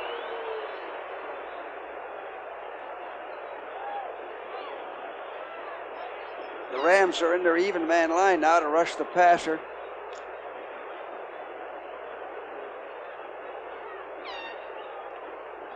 Their 43 defense. 1:53 to the half. They'll spot it at the 31. Holding, offense, number 71, 1st down. And 71 is Keith Farnhorst. So Farnhorst was guilty of the infraction, and I'm pretty sure he had a grab of Jack Youngblood. So it is 1st and 20 from the 31 of San Francisco. Bull giving to Farrell, who tries to cut against the grain, and he's been downed at about the 32-yard line. Cody Jones, Bill Simpson, and Larry Brooks all hit him. Farrell tried to get a little more. Yeah, well, this is a pretty good call because the Rams do not have a middle linebacker. You see, it looks like it's open there. They're in the nickel defense. Good hard running by Farrell. Good hard running, but he actually missed his hold, Coach. And also, he shouldn't complain because he was crawling along the ground. 1:36 to the half. Wherever you may roam, you'll find this near your home. Oh, hi, it's me again, posting and pasting more posters. This time it's for the first annual Delco battery sale. AC Delco is making it possible for you to buy a Freedom battery at a special sale price. Thanks, Delco. Wherever you see this poster, look for it in your neighborhood for a great price on a battery you can trust. Thanks, Delco. Well, you'll be saying thanks, Delco, too. Hey, Skinny! Hey, Freddie, you made it back for the class reunion. I wouldn't miss seeing the old gang, man. Hey, you want to fill her up? Sure, 76 unleaded. In my car? 76 unleaded's got spirit. It's the cleaner air gasoline for most cars that run on regular. You're the boss. Hey, Billy, meet Freddie Ray, an old high school buddy. Hey, so you work with Skinny. Skinny? Go with the spirit of 76. Second and 19 from the San Francisco 32. Hofer following Knutson, dragged down from behind by Cody Jones before he could get to the 35-yard line. So Big Cody laid the meat hooks on him, 6'5" and 240 out of San Jose State. Well, that's what you like to see. Second down and 19. Run the ball against your defense. They're not going to get the yardage, and the clock keeps moving. They took a timeout this time. It gives us a chance to remind you of the Thanksgiving Day Family Sports Special, and what a special it is. Coming Thursday, 10 a.m., the Moscow Circus, the Calgary Stampede, and the International Women's Gymnastics. That's Turkey Day, right here at 10 a.m. on CBS. Third down and 16 to go for San Francisco. They had it 1st and 10 on their own 41. They have it now just shy of their own 35. The Rams leading 14-7. The Rams are fortunate to be out in front. They fumble the ball away twice. Ray Wersching has missed 2 field goals. The 49ers finally punched one over, and then the Rams, stimulated perhaps by that, marched 80 yards to go ahead 14-7. For San Francisco, it's been a bitter year, not only 1 in 10. They are getting somewhat sarcastic at Candlestick. They don't talk about no-shows up here. They now call them no cares. That's what's happened to this franchise this year. That's too bad. So 3rd and 16 from the 35. Schumann is wide right, Harrison is left. The running backs remain Farrell and Hofer. Bull under the heat by Jones. Larry Brooks dropped him. So Cody Jones supplied the heat. Larry Brooks supplied the sack. That would be the 7th sack for Larry Brooks this year. The Rams, I believe, calling timeout. Yep. They have a chance here to go for a block punt or a good return. You know, Coach, here, the 49ers should have tried to run the clock down, really run it down if they were going to play conservative. Their strategy here, Jim, is what you're saying was questionable because they had great field position. Now the Rams have 1 minute and 13 and a chance to get more points. Exactly my point. Well, on a ball club that has changed its quarterback and changed its coaches, I guess you have to have a great deal of confusion as to just which way to go. Well, the receivers that we're seeing today were not here the last time we were here. That's right. In fact, Kenny Harrison had been cut and brought back, and now suddenly he's a starter. Jack Steptoe and Mike Schumann. Schumann's from Miami, and Steptoe's from Chicago. So Mike Connell standing on his own 21-yard line. Jackie Wallace on the Ram 20-yard line. 1 minute and 13 to the half. 14-7 Los Angeles. We'll see if the Rams are coming. No. And Connell gets it away. Going back to his left is Wallace, and he bumps into the official. Finally picks it up at the 12-yard line and goes the other way and dragged by Jury at the 10. Bob Jury taking him down at about the 12-yard line. I don't know whether Wallace was being nice or not, but I'll tell you who appreciated the fact that he went to the right. The official who fell down to his left. You saw him laying down there. He was almost going to cover his head. By a stampede. So the Jury is in. Bob Jury making the tackle, and they'll spot the ball on the Ram 11-yard line. Watch Wallace now bumping into the official. And if he started to go to his left, the official would have been stampeded for sure. Boykin is chasing him, and Jury grabbed him by the collar and takes him out. The Rams still miss Eddie Brown, Jim. Are you trying to say something, George? That Jackie Wallace does a little floating out there, but he's number 2 in the league, I think. 1st and 10 from the 11 for the Rams, and Hayden gives to Capoletti, and Capoletti is grabbed by Jury as he gets across the 15, but he's still in bounds and the clock is running. We have 50 seconds to the half. 14-7 Rams. Now, when you talk about smart players, Capoletti's a smart player. He was really trying to get out of bounds on that last play. He wants to stop that clock so they can get a chance to score some more points. And some light rain begins to fall now. Light if you have a roof over you. If you're in the exposed seats, it's raining hard. 2nd and 2, the ball on the 19-yard line of the Rams. A full house backfield now. And Hayden just falls on the ball. Ron Jesse was a tailback. With the rain coming down, the clock shows 10 seconds. That's good. Run the clock out. Don't take a chance. And they're going to run it out. So Ray Malavasi and his Rams go into the locker room leading 14-7 at halftime in the rain at Candlestick Park in San Francisco. The Rams 9-2, San Francisco 1-10. We'll talk to you in a minute. Blue Cross and Blue Shield plans present An American Tragedy. Nothing is so useful as the car, but many Americans misuse it. Blue Cross and Blue Shield plans are working to hold the cost of health care down. So stay fit. Walk when you don't need to drive. Together, we can keep the cost of health care from being driven even higher.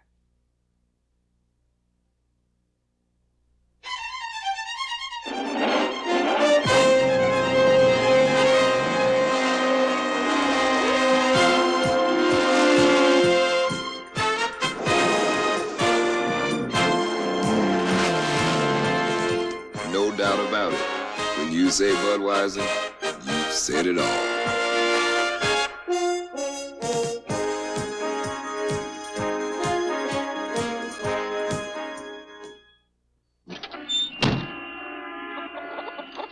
You should have used Mobile One, dummy. The oil, it saves you gas. You could have gone up to 10 extra miles, darling. On every tank full of gas, my son. Mobile One reduces friction so well it can take the average car up to 10 extra miles per tank full. Hey, man, what's holding everything up? Some dummy ran out of gas. Didn't use Mobile One. The oil that saves you gas also saves you oil changes. In the rain at Candlestick Park, let's check the scoreboard. Philadelphia came from behind and beat the Giants 19-17. St. Louis got out in front 21-0 and held on to beat Washington 27-17. Tampa Bay routed Buffalo 31-10. New England 19, the Jets 17. San Diego in the snow and cold beat Minnesota 13-7. Chicago, meanwhile, upended Atlanta 13-7. Dallas beat New Orleans 27-7, but they lost Robert Nordhaus, who broke a leg. Cleveland 45, Baltimore 24, a final. Seattle 13 and Kansas City 10, a final. Well, right now we're going to see some youngsters who might be the pro players of tomorrow. In its 18 years, punt, pass, and kick has built a lot of memories for a lot of kids. In our punt, pass, and kick right now, these contestants participated earlier today in the kicking and punting portions of the competition. So if the judges are ready, we'll now begin our passing competition with the first 8-year-old. And that first 8-year-old, Brandon San Diego from Honolulu, Hawaii. Crank up a beauty, Brandon. And a left-hander. From the 20 to the 41, a 21-yard heave by Brandon San Diego. Here's a name that'll ring a bell in Southern California, out of Klamath Falls, Oregon, Anthony Davis. And another left-hander. And he's shy to about the 39. Now to the 9-year-olds, John Villela from Wailuku, Hawaii.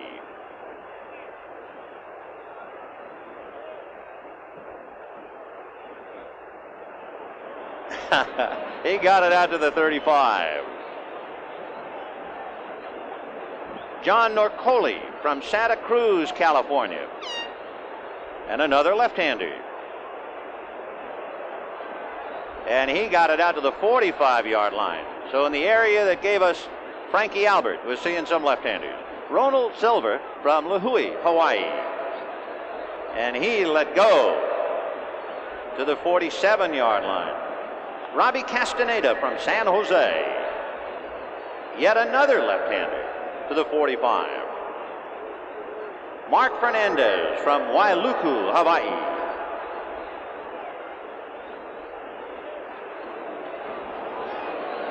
To the 45. And now Lance Zeno from Paso Robles.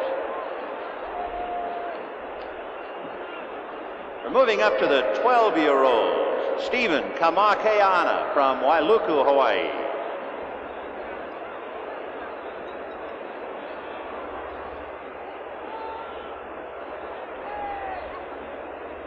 Particularly tough for these youngsters to throw that wet football.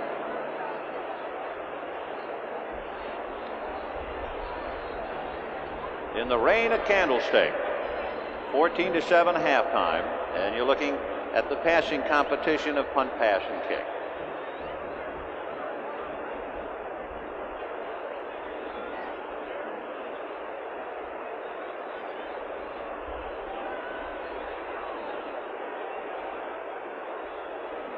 Oh, he let one go.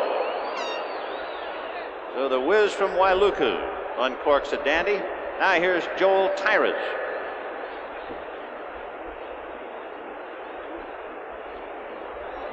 And another arrow. The big boys are letting out now. Jonathan Ka'anana from Kaula, Hawaii.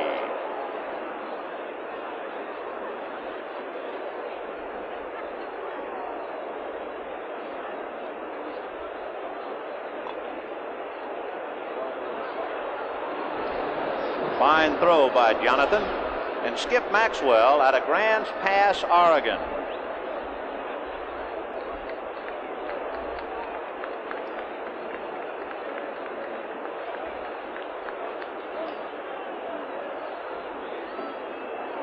And Skip uncorks the toss of the day. We might change that from Grants Pass to Skip's Pass, Oregon. And that will complete the passing competition. The officials will tabulate the scores, and the winners will be announced at the end of the third quarter.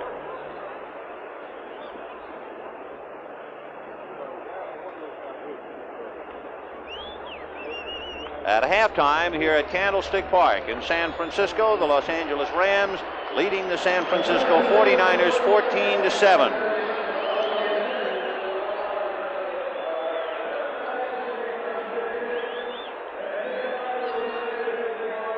Sunday on Dallas. I'm pregnant. You may not be the father of our baby. You tell me. Dallas, Sunday at 10, 9 Central and Mountain. This is CBS. The scoring during the first half, the Rams got on the board, a 5-yard pass from Pat Hayden to Lawrence McCutcheon. The 49ers got even in the second quarter. Paul Hofer carried it over from 1 yard to tie it up 7-7. And then after a 37-yard screen pass to Capoletti, while John Capoletti punched it over from 1 yard out. And so at halftime, the Rams 14, San Francisco 7. Oh. Titian's up. Titian's. Let's see now.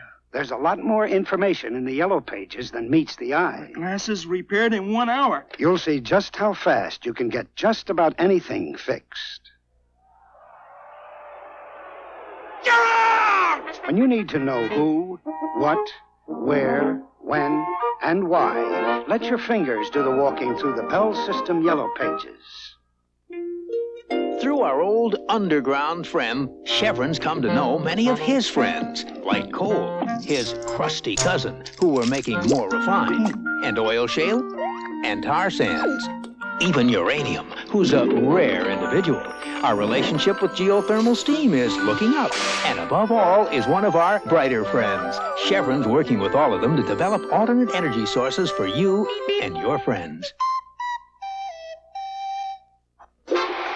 That's me, Bill Simpson, with my teammates, the Los Angeles Rams. And this is my wife, Lynn. And we'd like to show you Hollywood, one of the places that makes Los Angeles a magical city. Motion pictures have made this the dream capital of the world. From the sound stages to the back lots, movie stars have made make-believe and escape for millions. But for the 3 million people who live here, their lives are very real. For some, their story is just beginning. Here at Holy Family Services, homeless babies are cared for until their real parents are ready for them, or a good home can be found. You can walk away from a sad movie, but you just can't walk away from these infants. Seeing this agency, I realized that through our United Way, we can help shape the real story of somebody's life, at least the beginning, and that's important. United Way works in Los Angeles. It works in your town, too. Thanks to you, it works for all of us, the United Way.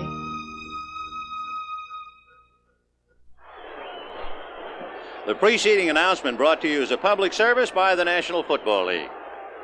It's halftime at Candlestick, and O.J. Simpson, I've got to say it, I'm sorry to see you up here. Well, I'm a little sorry to be up here, too. You know, we got some young guys. I like to be down there with them. But I saw my man Hofer get hit a few times, and I kind of felt safe up here anyway. But I should be back. I hope to try to get back for a couple of games before the year's over. And next year I'll be down there with them again. It's not meant to be a loaded question, but it's one that has to be asked. $700,000 a year, making movies.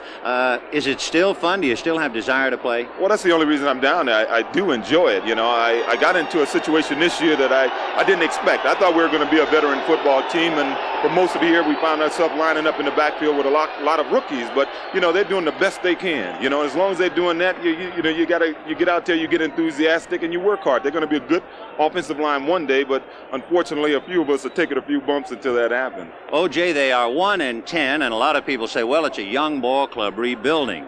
Is it a young ball club rebuilding, or as Fred Allen once said, is it a ball club on a treadmill to oblivion? Well, I think we have some good ball players. They're young. Unfortunately, they're in a bad position for young players. You can't play consistent football with young offensive linemen, I don't think. And our offensive linemen are young. Some of them should be maybe not playing right now. You got a kid like Downing who's going to be an excellent football player one day. Ernie Hughes is as good as any rookie lineman, I think, in the league today. But he should, if he had a veteran next to him, so when he leans to his right or his left, he can ask the veteran for help, he'd be better off. Unfortunately, when he leans both ways, he's leaning towards other rookies, and it's kind of tough, when you're playing against a defensive line like the Rams. 62, Walt Downing, 65, Ernie Hughes. They're two numbers we should keep in mind in watching the second half, two offensive linemen. Yeah, keep our eye on Hughes. Unfortunately, he can't pull here because of the field, but when he can pull, he's an excellent puller. He reminds me of my man Reggie McKenzie a little. OJ, thanks very much for the visit. Thank you, man. Let's go down to the field. Okay. Yeah. Okay, OJ. Well, we are ready to start the third half. The Rams leading San Francisco 14-7. And San Francisco will be kicking off to Los Angeles. Jim Jodat is deep as Ray Wershing tees it up. Jodat will have Phillips up in front of him on the right, Osteen on his left. So Ray Wershing is ready to get the second half underway. It is 14-7 in favor of Los Angeles, and Jim Jodat takes it at the 5 to the 20. Still on his feet and grabbed by Bob Jury. And I'll tell you one thing, in a half a game of football, Bob Jury, number 26, a rookie out of Pittsburgh, has made almost half the tackles on special teams. Yes, he has, Vinny. He's aggressive, and I like the way Jodat returned that kickoff. Slashing, running, not dancing around, straight ahead. That's how you break tackles and make some yardage. And there's a look at Bob Jury, 6 foot, 188-pounder, 23 years old, a rookie out of Pittsburgh. As O.J. was saying, a name for the future. All right, the Rams very much involved in the present. 1st and 10 on their own 31. Second man is McCutcheon. Archie Reese has him in a bear hug and drags him down at the 30.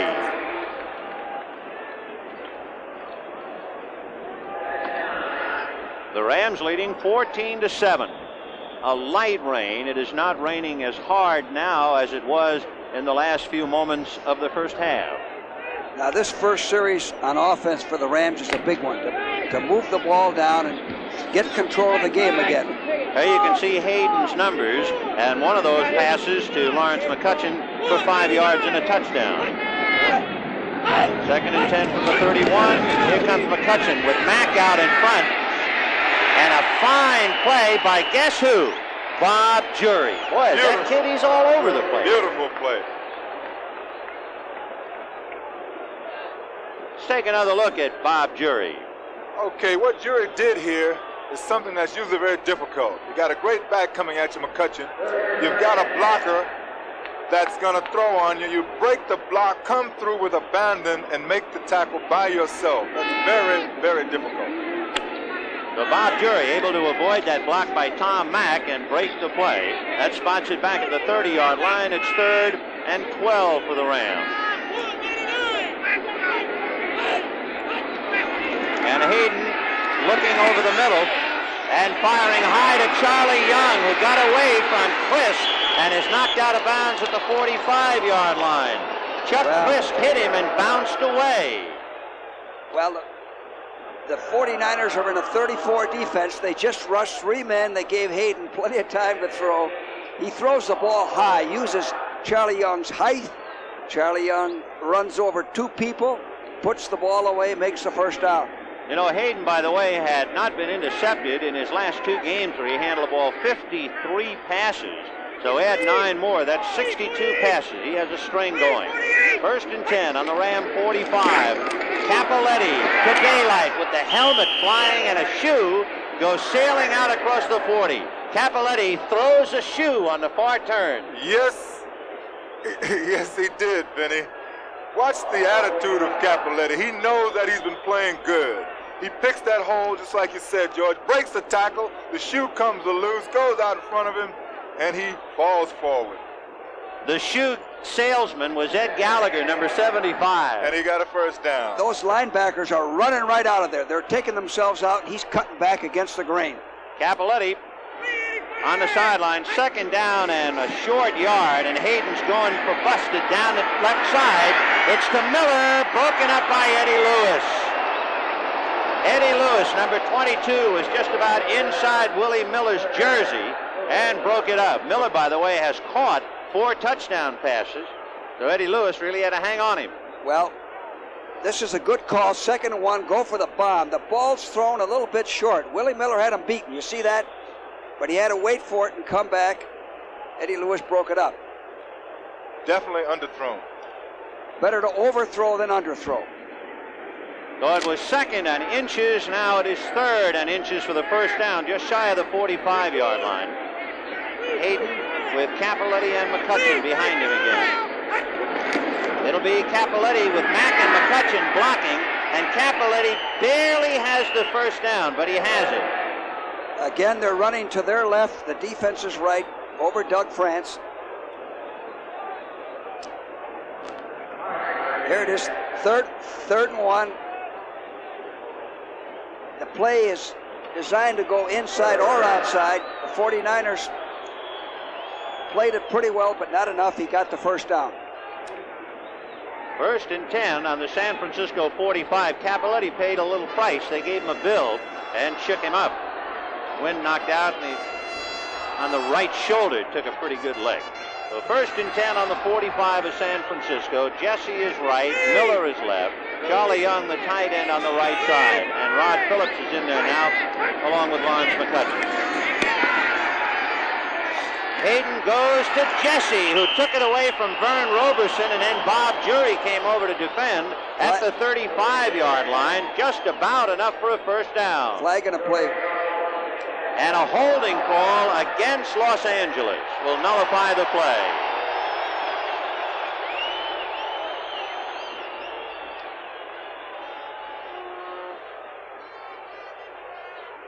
Charlie Young might have been guilty of the infraction. We'll wait for the call. Charlie Young making his first start for the Rams. Terry Nelson out with a bad ankle. Holding. Offense, number 78. First Jackie down. Slater is guilty of the infraction. By the way, in the rain now, if anything happens to Charlie Young, I think the Ram plan is to play Doug France at tight end. So the holding call will move the ball back to the Ram 45. It's 1st and 20. Miller is left, Jesse is right. Hayden giving to Capoletti, and he's out across midfield. Tell you, a very frustrated player was Jimmy Webb, number 74 for San Francisco. He started wide, tried to come back, and his feet just went out from under him, and Capoletti ran behind him. And Webb, no doubt, muttering about that service. Good point, Vinny. When you talk about the service, you talk about Capoletti. If you remember last week in the mud, he made the big play. If you'll notice out there today, he doesn't slip the way that McCutcheon and other backs. That's because of the difference in running styles in backs. So it's 1st and 20. Now 2nd down and about 12 yards now. And Hayden going to wind up and throw it to Jesse as far as he can. Touchdown! He beat Roberson.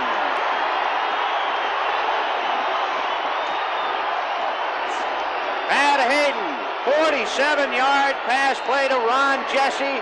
Vern Roberson was nowhere to be seen, and a safety man playing the corners get the kill. Well, that's where we said we felt they'd go, to the left side on Roberson.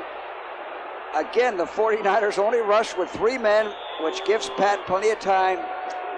Jesse has his man beaten. The ball's thrown long enough for the touchdown. Good way of putting it, Coach. Just long enough. Another point, remember we mentioned that the third quarter has been a nightmare for San Francisco? Well, it's starting off that way again. With 10 minutes and 10 seconds to go in the third quarter, the Rams have opened it up now on that 47-yard touchdown pass. They lead the 49ers 21-7. Sir, excuse me. You just bought a new maintenance-free Firestone Forever battery. How come? Well, the warranty. You see, if this battery ever fails to hold a charge for the original owner, that's me, in the car in which it was originally installed, right here, Firestone will replace it free with proof of purchase, provided it's not merely discharged or damaged due to accident or abuse. Oh, and I don't even have to put in water. Does that answer your question? Yes, it sure does.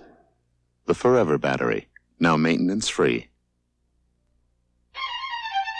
This is Monument Valley, and today it greets the Budweiser Clydesdales, proud symbols of a beer whose unique, distinctive taste leads the way.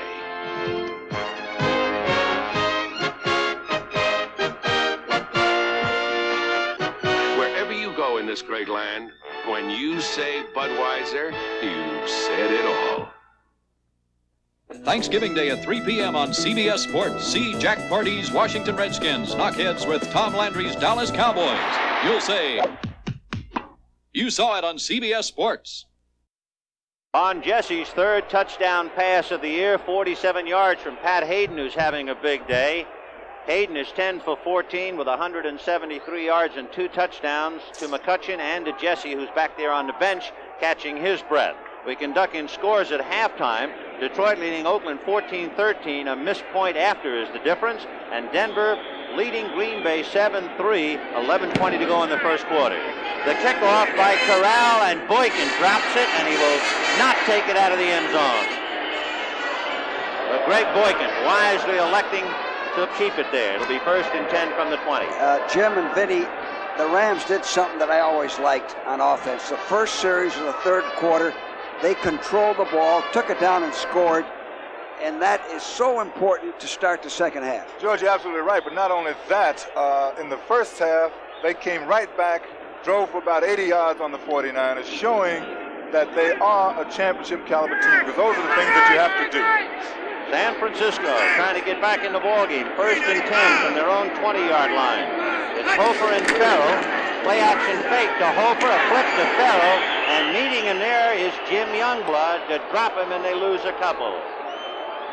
So Jim Youngblood, who's all-pro linebacker, boy, is he playing. Now that's the play that they hurt the Rams with. The other side, it's a weak side option, but Youngblood came across and played the pitch man. He has nowhere to go. Jim's having a great year. A loss of 3. They spotted at the 17. 2nd and 13 as you look at Jim Youngblood. Schumann is to the left. Harrison to the right. Second man is Paul Hofer. And Hofer out across the 25 to the 26. Elmendorf brought him down. Larry Brooks had a hand on his ankles, but he went right by Brooks' grasp. Okay, from ground level, trying to take a look at Larry Brooks here. He's gotten some tremendous write-ups lately. He almost makes the tackle. Hofer just got out of his reach. And Hofer's trying to make his mark today. He's really running hard. 3rd and 4 from the 26. 319. Wolves over the middle, and he's got Paul Seal at the 30-yard line. Simpson and Cromwell made a sandwich of the big tight end, who has had the biggest single play for San Francisco. He caught one for 34 yards earlier today. I'm glad you mentioned that, Vinny, because a lot of people feel that this guy is the best tight end on the squad, even though they have an All-American boy who's a good football player. They feel that Scales is the man. Well, he, as we mentioned earlier, Jim, he can get deep and he runs well with the ball. He's got the speed to scare the defense. Yes, my correction, Seals, not Scales. 49ers got Seal in a trade with New Orleans. He sent John Watson. to Louisiana. Play action fake, roll to the left. Bull now flipping out. He's got McAfee, and McAfee is pushed out of bounds by Perry at the 44-yard line. McAfee heard me up here, Vinny. The one tight end to the other. All right, there's a little play action. It must have fooled the defense because McAfee is wide open, coming across, makes the catch, swings it on out. Good play. Well, that's a play that Casper and Stabler have run so well together. A partial rollout with the tight end coming across underneath where he gets lost. Yes, he gets lost and he comes open. He's wide open. 1st and 10 on the San Francisco 44. Harrison is left, Schumann is right. Here comes Farrell running into a team meeting at the 45-yard line. He falls forward to about the 47. Among others, Jack Reynolds, Cody Jones. You know, Benny, when you talk about among others at the Rams defense, they're so great, you don't know who's going to be all pro anymore. Jim Youngblood is now probably the outstanding guy. He is. He's having a tremendous year. He's a hard worker, minds his business, hustles all the time. Minds his business. That's the key, isn't it, Coach? It sure is. 2nd and 8 from the 45. The backs flare out, and Bull under pressure. Down he goes with a flag. Larry Brooks, Jack Youngblood, and Cody Jones, Fred Dreyer, all in there, and a flag was thrown immediately. Here's Bull dropping back, and he'll get a lot of pressure now. Well, there it is right there. Holding, offense number 71, declined. Keith Von Horst, guilty of the infraction. That's the second time they've got Keith with his hand in the cookie jar. 5-year man out of Minnesota, formerly a tight end playing tackle. Right, he has a tough assignment trying to block Jack Youngblood. Jack can go inside or outside on him. That's what happened there. You know, it's the second time he had a grab on Youngblood. An interesting point, Vinny, is that the refusal might be because someone will get credited for a sack. 3rd and 19 from the 35. 21-7 Rams. A flag on the play. Bull is throwing out to Harrison, who juggles and drops it going out of bounds. But let's wait and see about the penalty. Don Wedge, the referee. Offside against the Rams. Well, they get another shot. We mentioned it earlier about those teams who play San Francisco. They sure do get penalized, even if they win along the way. You know, we talked about experience and rookies, Jim. The 49ers ranked 27th. Defense in the neutral zone at the snap. 3rd down. That was Isaiah Robertson. They ranked 27th out of 28 teams on experience. So it is 3rd down and 14 for San Francisco. From the 40, Bull looking to his right. Now goes down the middle, and it's complete to Seal, the tight end. Finally brought down by Nolan Cromwell. And that gets the ball into Ram territory, and the tight end's playing a prominent role for San Francisco. Right away, you can see the strength of Bull's arm. He's got a strong arm, and he likes to work with his tight end, Paul Seal. He guns that right in there. He's lucky to get it through there. He threw so much velocity on it that he got it right by the defense. Got it right by Simpson. Simpson's very discouraged on that play, too. 1st and 10 on the Ram 43, a slot right. And Freddie Solomon is in there, in that slot right. Play action fake. Bull under some heat. Cody Jones has him. Down he goes.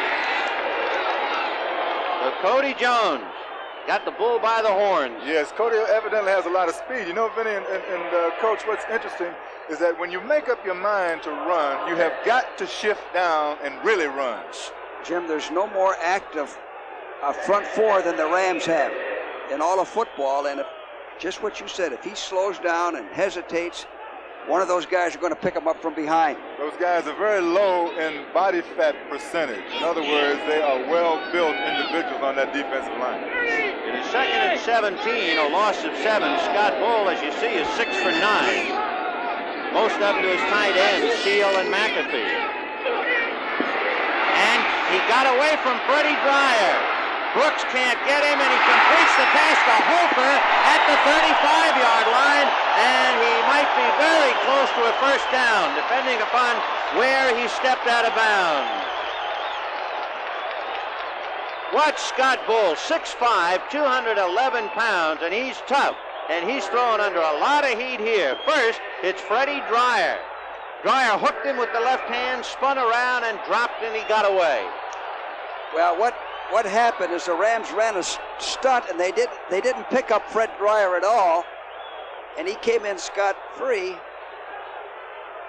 And this is a tremendous effort by Scott Bull. They picked up 16, so it's 3rd down and 1 yard to go for a first down on the Ram 34. It's Bob Farrell. He's got the first down. All right. Bob Brudzinski made the contact to drop him, but the 49ers, who started on their own 20-yard line, have moved the ball to the Ram 31. You know, Ben, I'd like to make a point on Dreyer. Dreyer got in, really was in good position for that tackle, but he has both of his hands taped up. They taped up very tight, and he probably could not hold on because of that tape on his hands. Well, here come the 49ers now. As you see, those hands of Fred Dreyer. Look at all that tape. Johnson & Johnson. 1st and 10 from the 31. A draw to Bob Farrell. He's out to the 20, to the 15, to the 14-yard line. First down, San Francisco. Bill Simpson finally dropped him.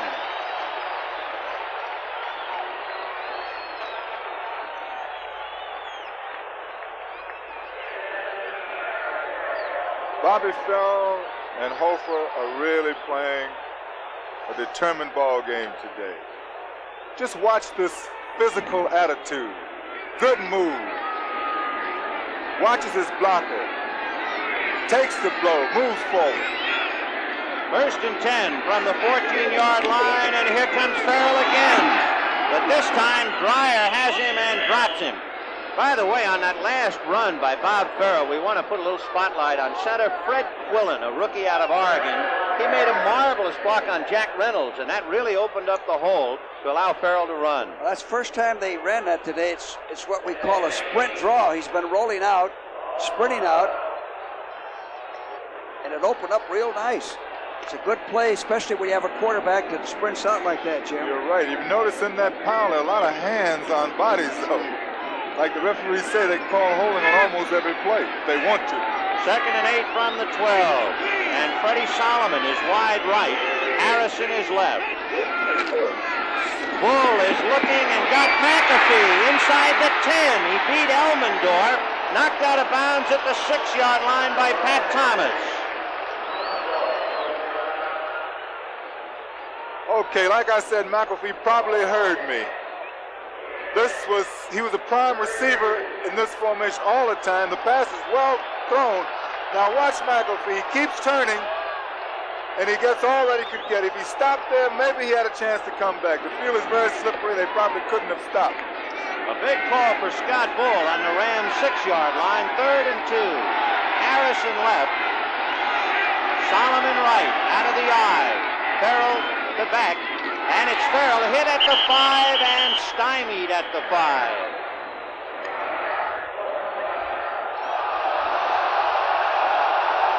Bob Brudzinski made a big play.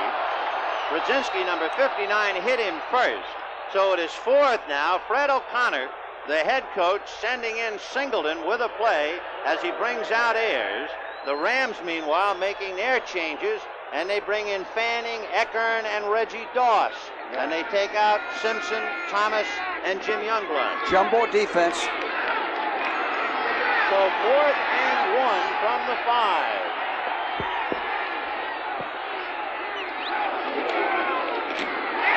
Fumble! And the Rams recovered. A fumble. There's a flag on the 1-yard line, but there's a flag on the play. Hold everything. Bob Brudzinski came up with the football, but the penalty is against the Rams.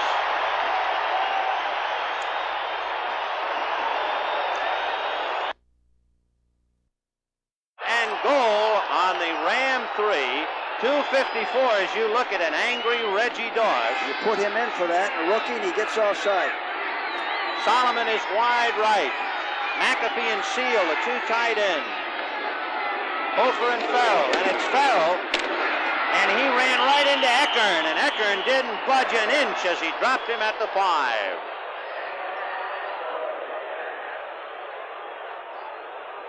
All right, let's watch this from ground level.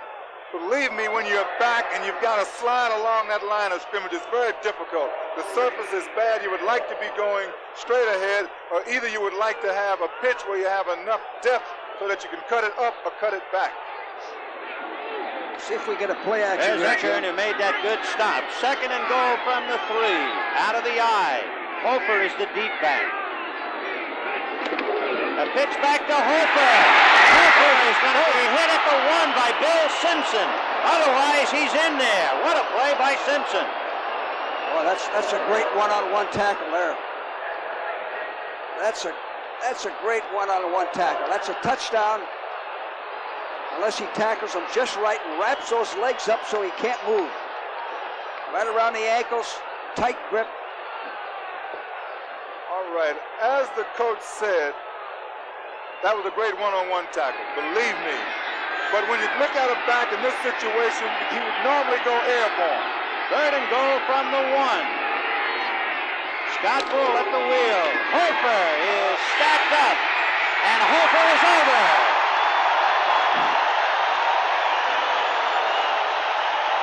Take a look at the goal line plane on that gutsy run by Hofer. He's going to be hit, but he's not going to stop. He's hit. He's still fighting and falls across the plane for the touchdown. And the referee is right there without camera. Great gutsy run by Paul Hofer, 3-year man out of Mississippi, an 11-round draft choice 2 years ago, and a hungry player. Yes, a great drive by the 49er offense to get back in this ball game. Now Wershing trying to make it 21-14. The kick is up and good. And of course the key play, the penalty against Reggie Doss on the fumble recovery by Brodzinski.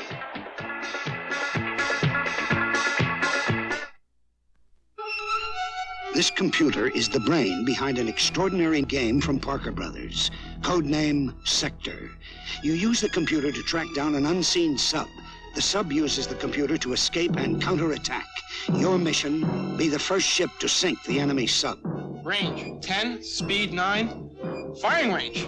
Depth 3, fire. All right. Codename Sector, the board game where you match wits with a computer. Since 1903, there have been more than 2,500 new cars introduced in America. But the best-selling new car ever introduced was this one, Ford Fairmont. Presenting Fairmont 79, again with lots of room for the money, with a great EPA mileage estimate for today's driving, with a range of sticker prices that are surprisingly low, from sedans to wagons to exciting Futura, the best-selling new car ever introduced, Ford Fairmont. Test drive America's success car at your local Ford dealer. Next Saturday at 3:30 p.m., the CBS Sports Spectacular, the Los Angeles Times 500, featuring NASCAR champion Cale Yarborough and the world's strongest men. Next Saturday at 3:30, the CBS Sports Spectacular. A great deal of emotion, Jim and George, down on that San Francisco bench. Glad you brought that up, Benny, because that is what pro football is about. These guys could have given up, but they are playing now solely on emotion. Ray Wershing kicking to Jim Jodat. Jodat at the 2, to the 10, hit at the 15, and down he goes.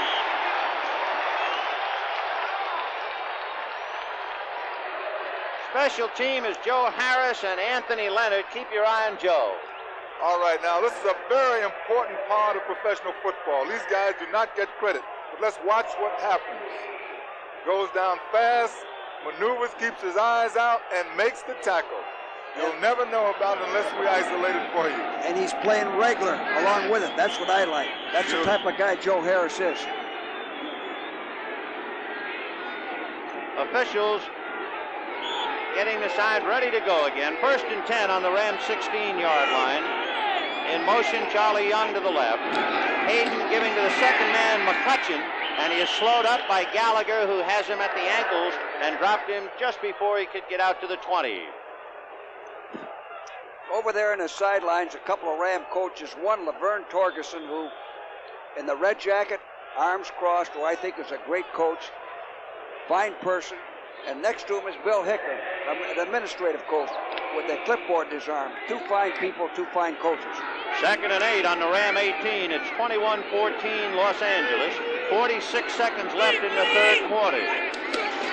Hayden giving to Phillips, and he gets out across the 20-yard line, and that's about it. Phillips spelling Capoletti.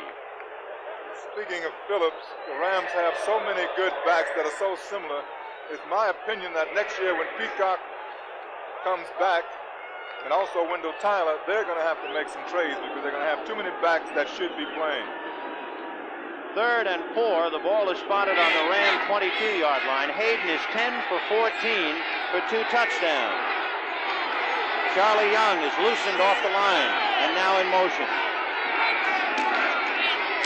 McCutcheon stacked before he can get out to the 25, and he had to get to the 26. Bob Jury, among others, and look at that 49er bench now. This might be the end of their year, the beginning and the end, really. The large home crowd and the last big game for them against Los Angeles. And the Rams, 3rd and 4, Jim, ran the football. Well, they had a little motion with Charlie Young. Maybe they thought that was going to create something. Evidently it didn't. So the third quarter is history. The Rams 21, San Francisco 14. Not again. You okay? Oh, I was running to rent a car. And this man was tying his shoelace, and just as I was about to jump over him, he stood up. If you had an Avis Wizard number and a reservation, you could walk through airports. Just show your credit card, license, sign, and get your car. Oh, good, let's go. Avis, walk. I'm walking through airports. Avis now features GM cars. Avis, we don't know another way. When you say Budweiser, when you say Bud, you said a lot of things nobody else can say. When you say Bud, you say you care enough to only want the king of beers. When you say Budweiser, you said it all.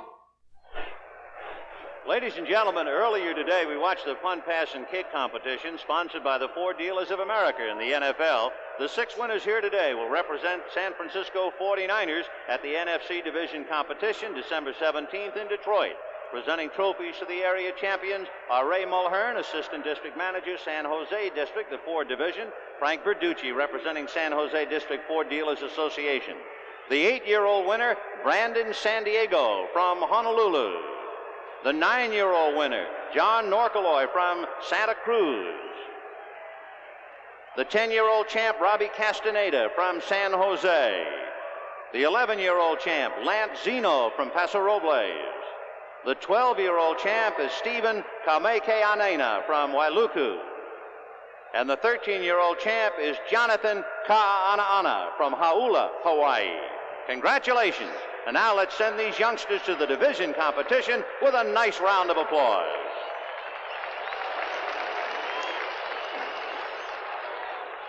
Well, we have it 4th and 2 for the Rams on their own 24-yard line. Glenn Walker will be kicking. Schumann goes back along with Steptoe, the 2 newer members of the 49ers, Mike Schumann and Jack Steptoe. Let's see his hang time here, Vinny. See what type of hang time he gets here. Glenn Walker had a magnificent punt in the first quarter that stymied San Francisco. He kicked it out at the 1. He'll be kicking from about his 13-yard line. And he really got it high. Going back for it is Schumann on his own 22. And Denard, Preston Denard, grabs him at the 21-yard line. He's a rookie you never hear of, a rookie out of New Mexico. 23-year-old Preston Denard. 4.5 hang time. Excellent. 14:50 left to go. For those parents who realize that $600 isn't too much to spend to expand their child's world, Radio Shack has the perfect gift. TRS-80 computer, the most significant investment a parent can make. Programs for your child's education or your business, finance, and home use. Let your children discover tomorrow's technology today. The TRS-80, the biggest name in little computers. Only at Radio Shack, a Tandy company. Introducing a whole new breed of Mustang. The all-new 79 Mustang from Ford. With a new aerodynamic design, precise handling, and Mustang performance from options of V6, V8, even a turbocharged engine. Mustang for 79, the new breed in 2-door and 3-door models. Capture one at your Ford dealer now. Oakland leading Detroit 20-14 in the third. There was a pass 12 yards to Cliff Branch from Kenny Stabler. Branch fumbled, Van Egan recovered. Oakland leading with 8:52 left. Denver 14 and Green Bay 3. 2:46 remaining in the third, and they're just about going into the fourth quarter now. 1st and 10 for San Francisco on their own 22. 14 minutes and 50 seconds left to go in the game. Scott Bull looking right, and he's hit, still throws to Ken McAfee, and McAfee gets it out to the 25-yard line. Pat Thomas there, along with Jack Reynolds, to bring him down. George, I remember before the game you were telling me about the value of Bull, the fact that he's strong and that he'll be able to run. Well, it's proving itself in this game. That particular play, if he was not strong, he would not have been able to complete that pass. He turned a loss into a gain here. He fights off the defensive man and completes a pass for 5 yards. Larry Brooks brought him down like a big tree, but Scott Bull had released. 2nd and 7, and Bull giving to Farrell, running outside Youngblood. Pat Thomas cut the legs out from under him, or he would have had a first down on the carry. A good block by Pat Thomas. All right, now, as we look at Farrell, he moves to the inside, swings it back to the outside, now dealing strictly with speed. But the thing I'd like to point out on this play is Pat Thomas. This guy is supposed to be small, but I went on the field and he is not small. He is muscular and he is thick and tough. He's 5'9", 180 officially. 3rd and 3 from the 29, and it's Hofer slamming across the 30 out to about the 32. Cody Jones right there after the hit by Reynolds. Well, both Pat Thomas and Rod Perry are about the same size. They're quick, they're good athletes, they work hard, they don't make mistakes. They're doing a tremendous job this year. Perry is listed as 10 pounds lighter. He's 5'9", 170. Thomas 5'9", 180. Well, if you look at the thighs and the buttocks, you will usually see the strength of a football player. And the neck. Well, yes. Football players don't have necks. Especially those college football players. First down. And a first down. Paul Hofer making another gutsy carry. Hofer, number 36, is the fellow who is playing in place of O.J. Simpson. And he's the one who toughed his way over for the touchdown. And he's the one who just toughed his way out for the first down. 1st and 10 from the 32. He's 26 years old, 3-year man out of Mississippi. 1st and 10 from the 32. Bull, with Youngblood kept away, releases and gets his man, Paul Hofer, across the 35 to the 37, and there's a flag on the play. Holding on the 49ers. All his passes, Vinny, are partial rollouts. Not straight backs, partial rollouts behind the tackles. Don Wedge will march it off, and we'll find out the guilty party. 13 minutes left in the game. It's 21-14 Rams. The 49ers are making just enough mistakes to keep themselves in the hole. Holding, offense, number 38, first down. So Bob Farrell, trying to block, was guilty of holding. There you can see Jack Youngblood, and Farrell has him hooked him with the right, and he's grabbing him at the belt with the left. So 1st and 20 from the 22. Pitch back and a fake to Solomon by Hofer, and he's out to the 36-yard line. Paul Hofer on a fake end around to Freddie Solomon. You know, he's an 11th round draft choice. Maybe that's one reason why he has so much desire. He has He's hungry, he runs hard, he gives it everything he has, and that's all you ask from a football player. I'd rather have a guy, Jim, with that type of attitude to play football than a guy that has more ability than gives you about 70%. Good point, Coach. Another point is that play is an example of coaching because that's a good play. The fake to Solomon. That's Downing leading the way with the block. 2nd and 6. Here comes Elmendorf, and there goes the pass, intercepted by Brodzinski, and there goes Brodzinski. Wow. Elmendorf really did it. Well, they dogged him. They didn't pick it up. Elmendorf hit the quarterback as he... Watch this. Elmendorf comes right in. Nobody picks him up. Number 42, right in there. He throws it right into 59, Bob Brodzinski. That's the dream of every linebacker. Now, looking at it from the end zone, we're talking about the strength of Bull. Sometimes that can work against you. He got rid of that ball late. It was thrown right in the hands of Brodzinski. And the breaks, of course, will go for both teams. It's not always going to be against the 49ers or against the Rams. Bob Brodzinski runs it over for the touchdown. Frank Corral will try to make it 28-14, and he does. We'll return to Candlestick Park after this word from your local station. Tonight, it's Lucy, funnier than ever, kicking up her heels and singing up a storm at the Grand Ole Opry. Lucy comes to Nashville. Tonight at 9, 8 Central and Mountain. This is CBS. That's Paul Hofer, the middleman on the return of the kickoff from Frank Corral. Hofer had just come up with a pretty good run, only to see Elmendorf give the whack to Scott Bull and the interception and touchdown by Brodzinski. It'll be Dave Williams from the 11 to the 20, to the 25, 30, to the 40. He's by Corral. He's to the 30, to the 20. Still on his feet. Touchdown! Oh, what a recovery! What a recovery! Dave Williams, 2-year man out of Colorado, a 7th-round draft choice by Dallas, waived by Dallas, spent a year in the Canadian Football League. They tell us he does the 109-7, and he did. Yes, he did. You know, one of the reasons that was possible, man, is that the kick was somewhat of a floater, a little bit short, and the coverage overran it, and all he had to do was outrun Frank Corral. Osteen made a desperate dive, but missed him by 3 yards, and Williams brings it in. What a run back. So 1 minute, the 49ers were done on the interception. Now they're souped up again, and the kick is good. It is 28 for the Rams, 21 for the 49ers, an 89-yard kickoff return by Dave Williams. Don't go away, 11:52 left in the game. Vinton has a show as exciting as Dave Williams' 89-yard touchdown run.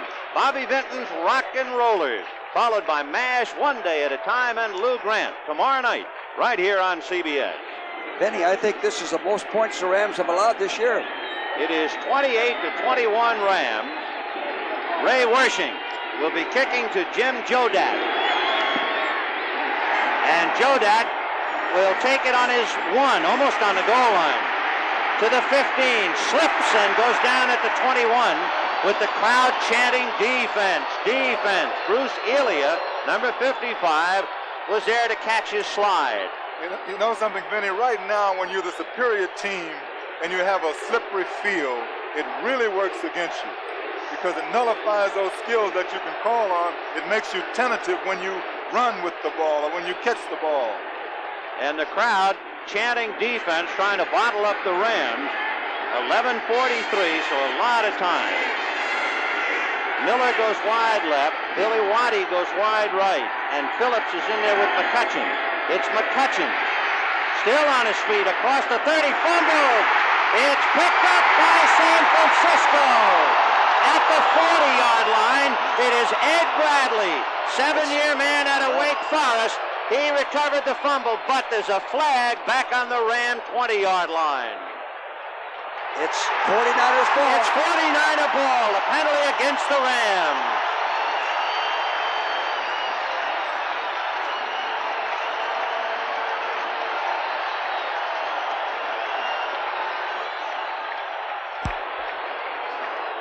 Holding. Offense, number 78. Also number 80. Decline. Penalties against Jackie Slater and Billy Waddy. Here's the play again. Well, it's a play from the eye where McCutcheon bounces outside and tries to make a few extra yards by fighting, and he's hit from the side and fumbles. That's McCutcheon's second fumble of the day, the Rams' third fumble, and the hit that produced it was Danny Buns, who hit him from the side, and the recovery by Ed Bradley. And suddenly, with 11 and a half to go, we got a dandy. You're right, it's great. And you know, Vinny, when McCutcheon hit the ground, because the ground is so hard, I think that's the reason he fumbled. 1st and 10 on the Ram 41. Solomon is wide right. Harrison is wide left. The running backs, Hofer and Farrell. Here comes Hofer. Behind Farrell. He's on his feet to the 20-yard line. 15, 10, 5 to the 1. Paul Hofer with a flag on the play. But the flag is down at the 1. It might be a late hit. He had a touchdown, Vinny. His own man knocked him down. Great run by Hofer. It's a clip against the Rams. Here it is. All right, as we watch this develop, watch the interference in front of Hofer. They come out beautifully. They throw their blocks. He is running with determination. He spins, keeps his balance. Good balance is necessary. Makes a good cut back. He changes the ball, shakes off a tackler, and he's going in, and he's hit by a blocker, but you never blame that blocker because he's trying. He bumped into Kenny Harrison, his wide receiver, who was trying to come over and help out. And it's like old times up here. And we're so excited, we're talking over the official. Yeah. 1st and goal from the 1. Solomon wide right. Hofer and Farrell. The tight ends are McAfee and Seal. Bull. And he can't get to the plane. He didn't run that sneak right, Jim.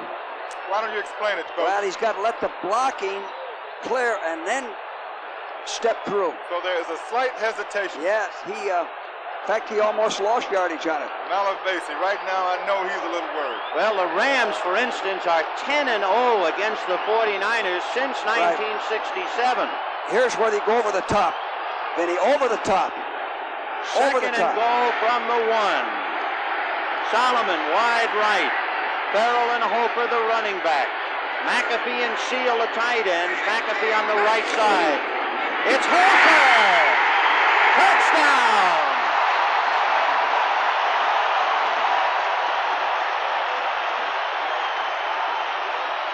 As George Allen was saying, over the top.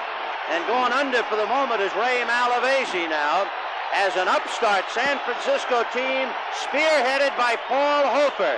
And Ken McAfee giving a good block, and watch Hofer take off. They show movies on that flight, and he's in there for the touchdown. Yes. They call that M-hunch, Vinny. You know, I think I should say something to the LA fans. You know, we're excited because you're always trying to see a good football game. And the 49ers, who've been down so much, are really giving it the old try. It's good. 11-point underdog. And before a wild crowd in San Francisco, 10 minutes and 50 seconds left, they're even. Ford introduces a new wagon for the American road. The all-new LTD Country Squire for $79. A new wagon with more driver convenience, more handling ease, more window area, and more passenger room than last year's Country Squire. This land is your land. This land is my land. The all-new Ford LTD Country Squire for $79. See it at your Ford dealer now.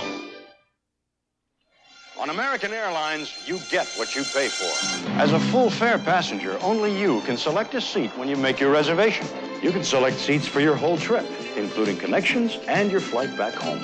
And you can get all your boarding passes at once to avoid all those lines. On American, you finally get the full fare treatment you deserve. You get what you pay for. We're American Airlines. NFL action begins next Sunday with the NFL Today, followed by a full slate of regional games. You'll say, you saw it on CBS Sports. Well, as Ray Wershing is ready to tee it up, the spearhead for San Francisco has to be Paul Hofer, and he has gotten them even. It's interesting to point out, as you see, Paul, a 3-year man out of Mississippi, and there are his numbers, 3 touchdowns. The teams that have scored against the Rams really this year, New Orleans scored 20 and lost, Tampa Bay 23 and lost, and the 49ers 28, and they're even. And the kick is to Jodak from the 1, to the 15, to the 21, and down he goes at about the 24. A pretty good second effort by Jim Jodak, and it was Dean Moore who dropped him.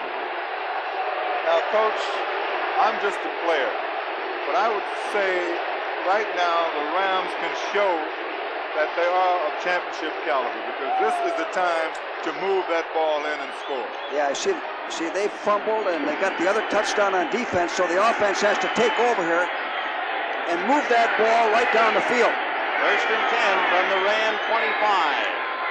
In motion, Charlie Young. Play action fake to McCutcheon. Hayden unloads to McCutcheon. Joe Harris can't bring him down. Danny Buns can as he crossed the 30-yard line. So a big bite of yardage. It'll be 2nd down and maybe 2. Pat Hayden has had a pretty quiet but successful day. 11 out of 15 for 180 yards. He's thrown for 2 touchdowns. Of course, up here, the big story is Paul Hofer and the upstart 49ers who tied him 28-28 with 10 minutes left in the game. Elia replacing Gallagher on defense now. In motion goes McCutcheon. And there goes Rod Phillips, brought down by Archie Reese at the 40-yard line. Now watch Hayden's step with his foot. Well, we didn't get it there, but really what I'm trying to say is that usually when you have motion, your quarterback will make a little step which controls the motion man, tells the motion man when to go into motion. So when you see him move his foot, it's because of the motion man. 1st and 10 on the Ram 40-yard line. Billy Waddy is wide right. Willie Miller wide left. Phillips and McCutcheon the running back. Hayden looking to the left, now over the middle, right by Miller. Eddie Lewis was there to defend. Well, Pat's mixing his calls well on 1st down. The 1st down pass he threw in this series, he hit McCutcheon on a good safe check off, and Miller was open on that. Ball was well thrown. The speed of the ball on that particular play, George, made it a little difficult to catch that particular angle and the speed of the ball. So the Rams, who have never lost a regular season game at Candlestick, are tied with 9 minutes and 12 seconds to go. 2nd and 10 from the Ram 40. Hayden looking over the middle, guns it over the middle to Charlie Young, who makes the reception, fumbles, but I think he recovered his own fumble. He took it away at the last minute from Ed Bradley. It was Bradley who made the other key reception on McCutcheon. Well, Hayden's going to the air, hitting the 49ers where they're a little weak on pass defense. He has good protection. Charlie Young wide open. Drilled it right in there. Pat Hayden is now making his abilities felt, because in a key situation, your quarterback must rise to this particular occasion. 1st and 10 on the San Francisco 43. Waddy is right, Miller left. 2nd man, McCutcheon. Fumble, but he recovered. Boy, that'd have been something. It almost his 3rd fumble of the day. Yes, now this is from ground level.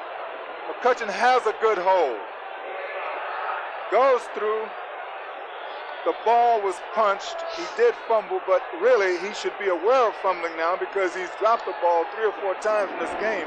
Right now, you just cannot have a mistake like that. 2nd and 5 on the San Francisco 38. 7:55 left in the game. All even, 28 apiece. McCutcheon in motion to the right. Waddy in the slot left. And Hayden on a busted play. I think he wanted to give the ball to Rod Phillips, and Phillips didn't take it. Broken play. Well, I mentioned before about the little movement of the foot. There it is. That starts the motion man. That's the key for the man to go into motion. Now let's watch Hayden come out of there. The play was a broken play. As Vince Scully said, Hayden did the wise thing, didn't try to do anything crazy, just went down to the ground. He is fortunate, since he has been battling muscle spasms, that they didn't recur. 3rd and 3 on the San Francisco 36. Waddy right, Miller left.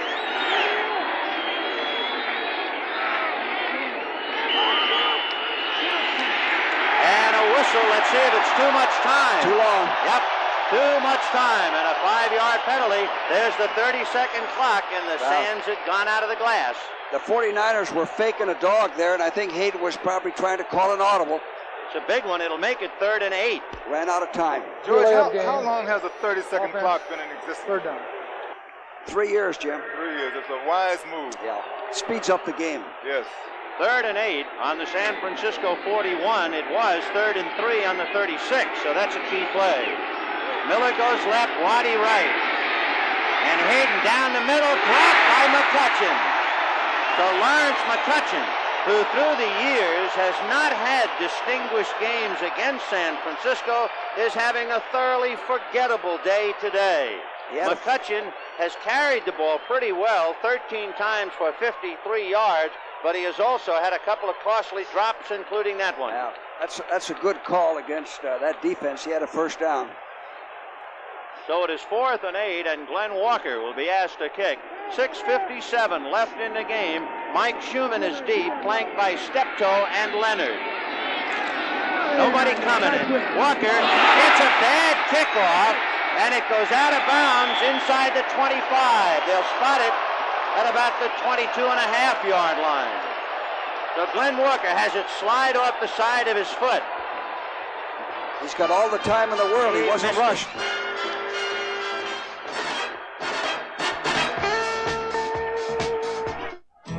From New York to Chicago, an evening with friends can be magic. Beer makes it What are you good. drinking? There's no debate. Show us a trick, Charlie. Beer makes it good. Schlitz makes it great. 11 million times a day, America reaches for a Schlitz. Since 1849, there's no debate. When you're out of Schlitz, you're out of beer. Schlitz makes it great. Inspector, I have the clues. You have the clues? Meet me in a silver Mercedes outside. Mercedes.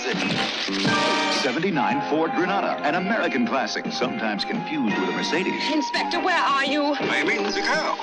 I'm in the car. You in the car? Are you sure you're in a Mercedes? One good way to tell Granada is by its sticker price. That's a Granada, you fool! Of course, I can see that. Next Sunday, the NFL on CBS, these regional games, the Rams at Cleveland, New Orleans against Atlanta, the Giants, Buffalo, Minnesota, Green Bay, Philadelphia, St. Louis, Tampa Bay, Chicago. Check your local listings for the game and time in your area. All the action begins with the NFL Today pregame show with Brent Musburger, Jane Kennedy, and Herb Prawn. 1st and 10 for the 49ers on their own 22. Freddie Solomon wide right, Kenny Harrison wide left, and it's Hofer and Farrell behind Scott Bull. Paul Hofer runs into Jack Youngblood. He broke the tackle and bounced out to the 26. Looked like Jack Youngblood was going to bring him down easily. Yeah, he was stopped for no gain. He kept driving. He picked up a few yards. Marvelous Watch hit. that, right there. Bounces off. And George, when you talk about the physical aspect of football, the 49ers are physically bringing it to the Rams now. These young guys are coming with a physical attitude and challenging a very physical Rams defense. Freddie Solomon right, and Greg Boykin now comes into the backfield for Bob Farrell. So it's Boykin, and Boykin blocking for Hofer, but Hofer is ganged up and brought down by Jim Youngblood and Dave Elmendorf as he crossed the 25-yard line. What an afternoon for Paul Hofer. He has really been a workhorse. He has gained 94 yards as you look at Scott Bull, and Bull's numbers 9 for 12 and 108 yards. So his passing has complemented Hofer's running. Hofer, 94 yards and 3 touchdowns. Paul Seal is now in there. as a tight end. And nickel defense. 3rd and 6 from the 26.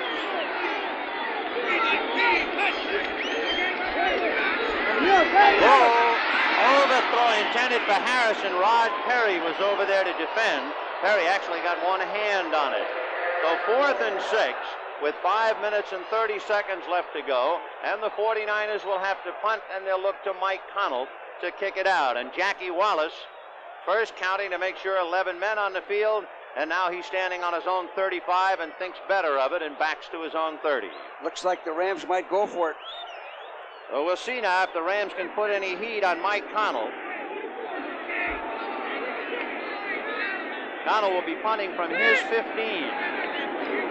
They can't get through, and he gets a good punt away. Wallace backing to his own 23. And Wallace is off to the races. And finally, Mike Connell and Bruce Elia made the tackle, but Mike Connell, the punter, had to grab him from the side. Well, here's a pretty good punt. The hang time was 4-5. They didn't get down and covered as well, and Jackie Wallace made a heck of a return, which is going to put him in field goal range now.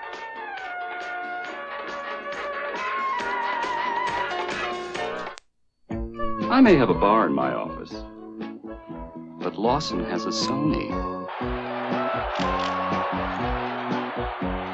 Darn. I thought they were going to give me a Sony.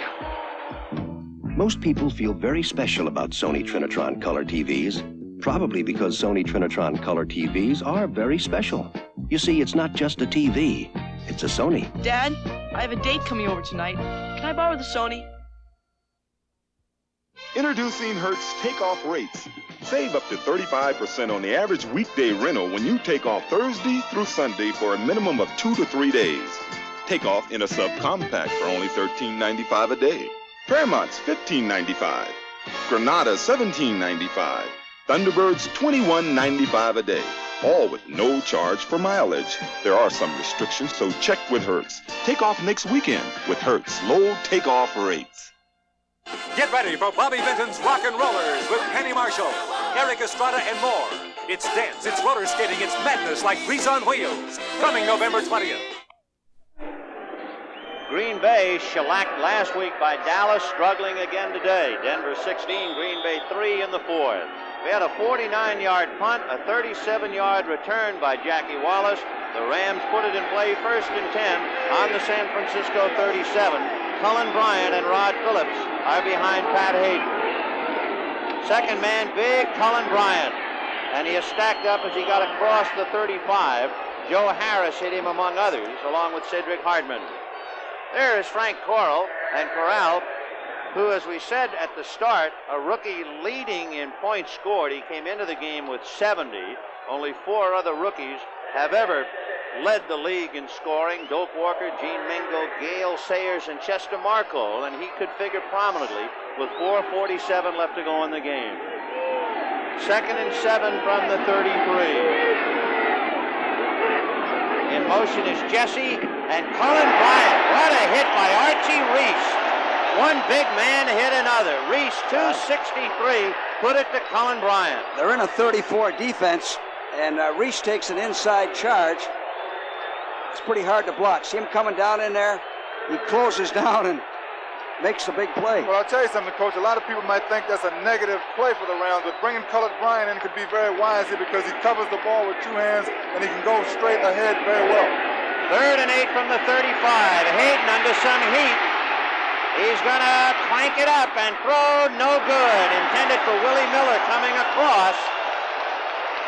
So it'll be 4th and 8 from the 35, meaning if you go to Frank Corral, you're asking for a 45-yard field goal. You know, by winning this game, the Rams can pick up a game on Atlanta. The Falcons lost today.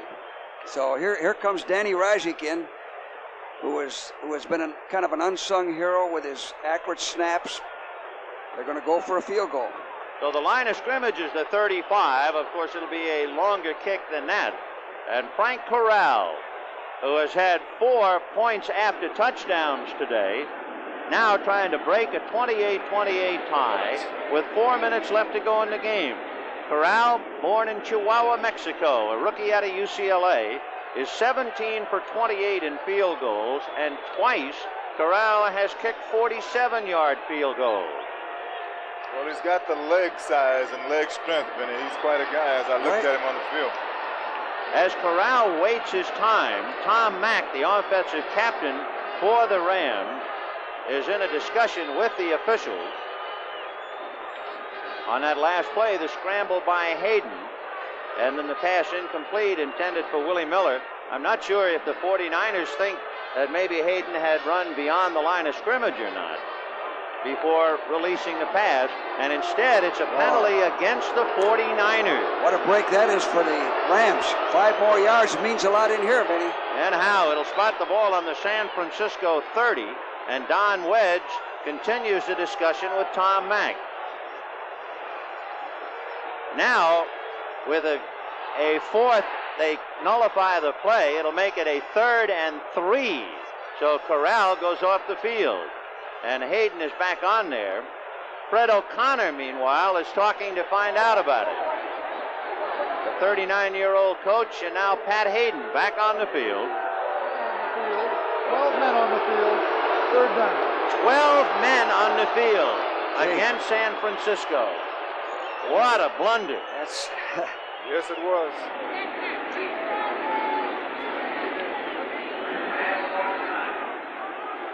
Well, they're going to go for the 1st down. It'd be interesting to see what they do here, Jim. Hayden sprints out pretty well in this situation where he has an option play where he can run first and pass next. Well, Coach, it seems like his back is bothering him a little bit, you know. I mean, he isn't quite as maneuverable as he usually is. Well, if he does that, I would think he'd want to throw and only run if he had to, but that's a pretty good play in this situation. Hayden is 12 for 19 for 197 yards, 2 touchdowns. We have exactly 4 minutes left to go in the game, all even at 28. And what a mistake by San Francisco. 12 men on the field. It would have been 4th and 8, and it would have been a 52-yard field goal attempt by Frank Corral. Be a risky play. And you know, when you're losing, things like that happen. You get penalties, you make mistakes, you got too many men on the field, and that's all the characteristics of a losing team. And talking about penalties, too, the last time the Rams and the 49ers met, Los Angeles was penalized 15 times for 136 yards. So penalties, as we mentioned twice today, have really cropped up whenever and wherever San Francisco plays. This play could mean the ball game both ways. 3rd and 3 from the 30. Miller goes left, Jesse right. The running backs are Phillips and Bryant. Tight end Charlie Young on the right side. Cullen Bryant spinning to the 25, and that would give him a 1st down. Tackled by Ed Gallagher. All right, I hate to be Howard Cosell, but I was talking about Malavasi bringing in Cullen Bryant at this time. You'll notice he is covering the ball. He's big, he gets low, falls forward and spins, clutching the ball, making sure he gets the 1st down. Good Chuck play, Crisp, Cullen. who's number 24, might have been able to prevent the 1st down, but he's just not strong enough to hold him. He spun away from Crisp and fell for the yard that he needed. 1st and 10 on the 26. All because of 12 men on the field. Hayden going over to Jesse, juggled and dropped it. Well, Jesse saw the safety there. They dogged. It was right in Pat's face. He could have had the ball, but it was a tough catch. Jesse has caught 3 for 75 yards and 1 touchdown today, but he couldn't hold on to that one. 2nd and 10 from the San Francisco 26. Elia comes in as a linebacker. Ed Gallagher comes out. Jesse is wide right, Miller left, and they split Phillips and Bryant. Here comes Cullen Bryant. Tom Mack leading the way, blocking Chuck Crisp, and there goes Bryant, knocked out by Archie Reese. But what a beautiful block. Flag on the play. That was a textbook block by Tom Mack on Chuck Crisp. Take a look at this. Bryant has Rod Phillips out in front of him. Here's Mack, number 65. Chuck Crisp is coming over, and Mack just cut Chuck Crisp right out of the play. However, the flag, and it will nullify the run. It's against Los Angeles. The 49ers guessed wrong, and they dogged away from the play, Jim, on the other side, and it opened up a whole street through there. Number 86. Charlie Young, the tight end, is guilty of the infraction. That moves the ball back to the San Francisco 36, where it is 2nd and 20. We have 3 minutes, 13 seconds left. Oh, you're absolutely right, George. They did guess wrong, which means their scouting is a little poor. Miller left, Jesse right. It's still Bryant and Phillips. Both backs release, and Hayden's going to run for it. He's being chased by Archie Reese and Joe Harris, and he's finally caught by Bob Jury at the 21-yard line. So Pat Hayden picked up from the San Francisco 36, carried it down to the San Francisco 21, a pickup of 15. Pat used good judgment, did the right thing. Everybody's covered. He's got an opening. He takes off, gets 14 big yards, puts him in field goal range. Was no contest. Archie Reese trying to catch him, and finally Bob Jury did. And he didn't slide that time. 3rd and 5 now. Pat dropped the shoulder. Timeout, I guess. 3rd and 5 on the San Francisco 21-yard line. We have 2 minutes and 40 seconds left. So the Rams are very much in control of things. Earlier, they were getting into position for a possible winning field goal. And then, of course, on what would have been 4th and 8, the penalty made it 3rd and 3 when San Francisco was guilty of having 12 men on the field. And that could very well be the biggest single play of the entire afternoon and destroy what has been a marvelous emotional performance by an underdog San Francisco club. This series right here is the ball game, one way or the other. You know, the point I would like to make is that Malavasi made a substitution at a particular time. And usually you will not take your star out of a ball game. But in this case, that substitution, in my mind, was a brilliant substitution. Cullen Bryant coming in there. Fresh back, strong back, a back that protects the ball. Very seldom ever fumbles. I can see Lawrence McCutcheon sitting on the bench and apparently sound. We're still trying to see if we can spot John Capoletti, because after seeing Phillips and Bryant play so much here in the last few minutes, you immediately wonder about injury. We have not received any report of that.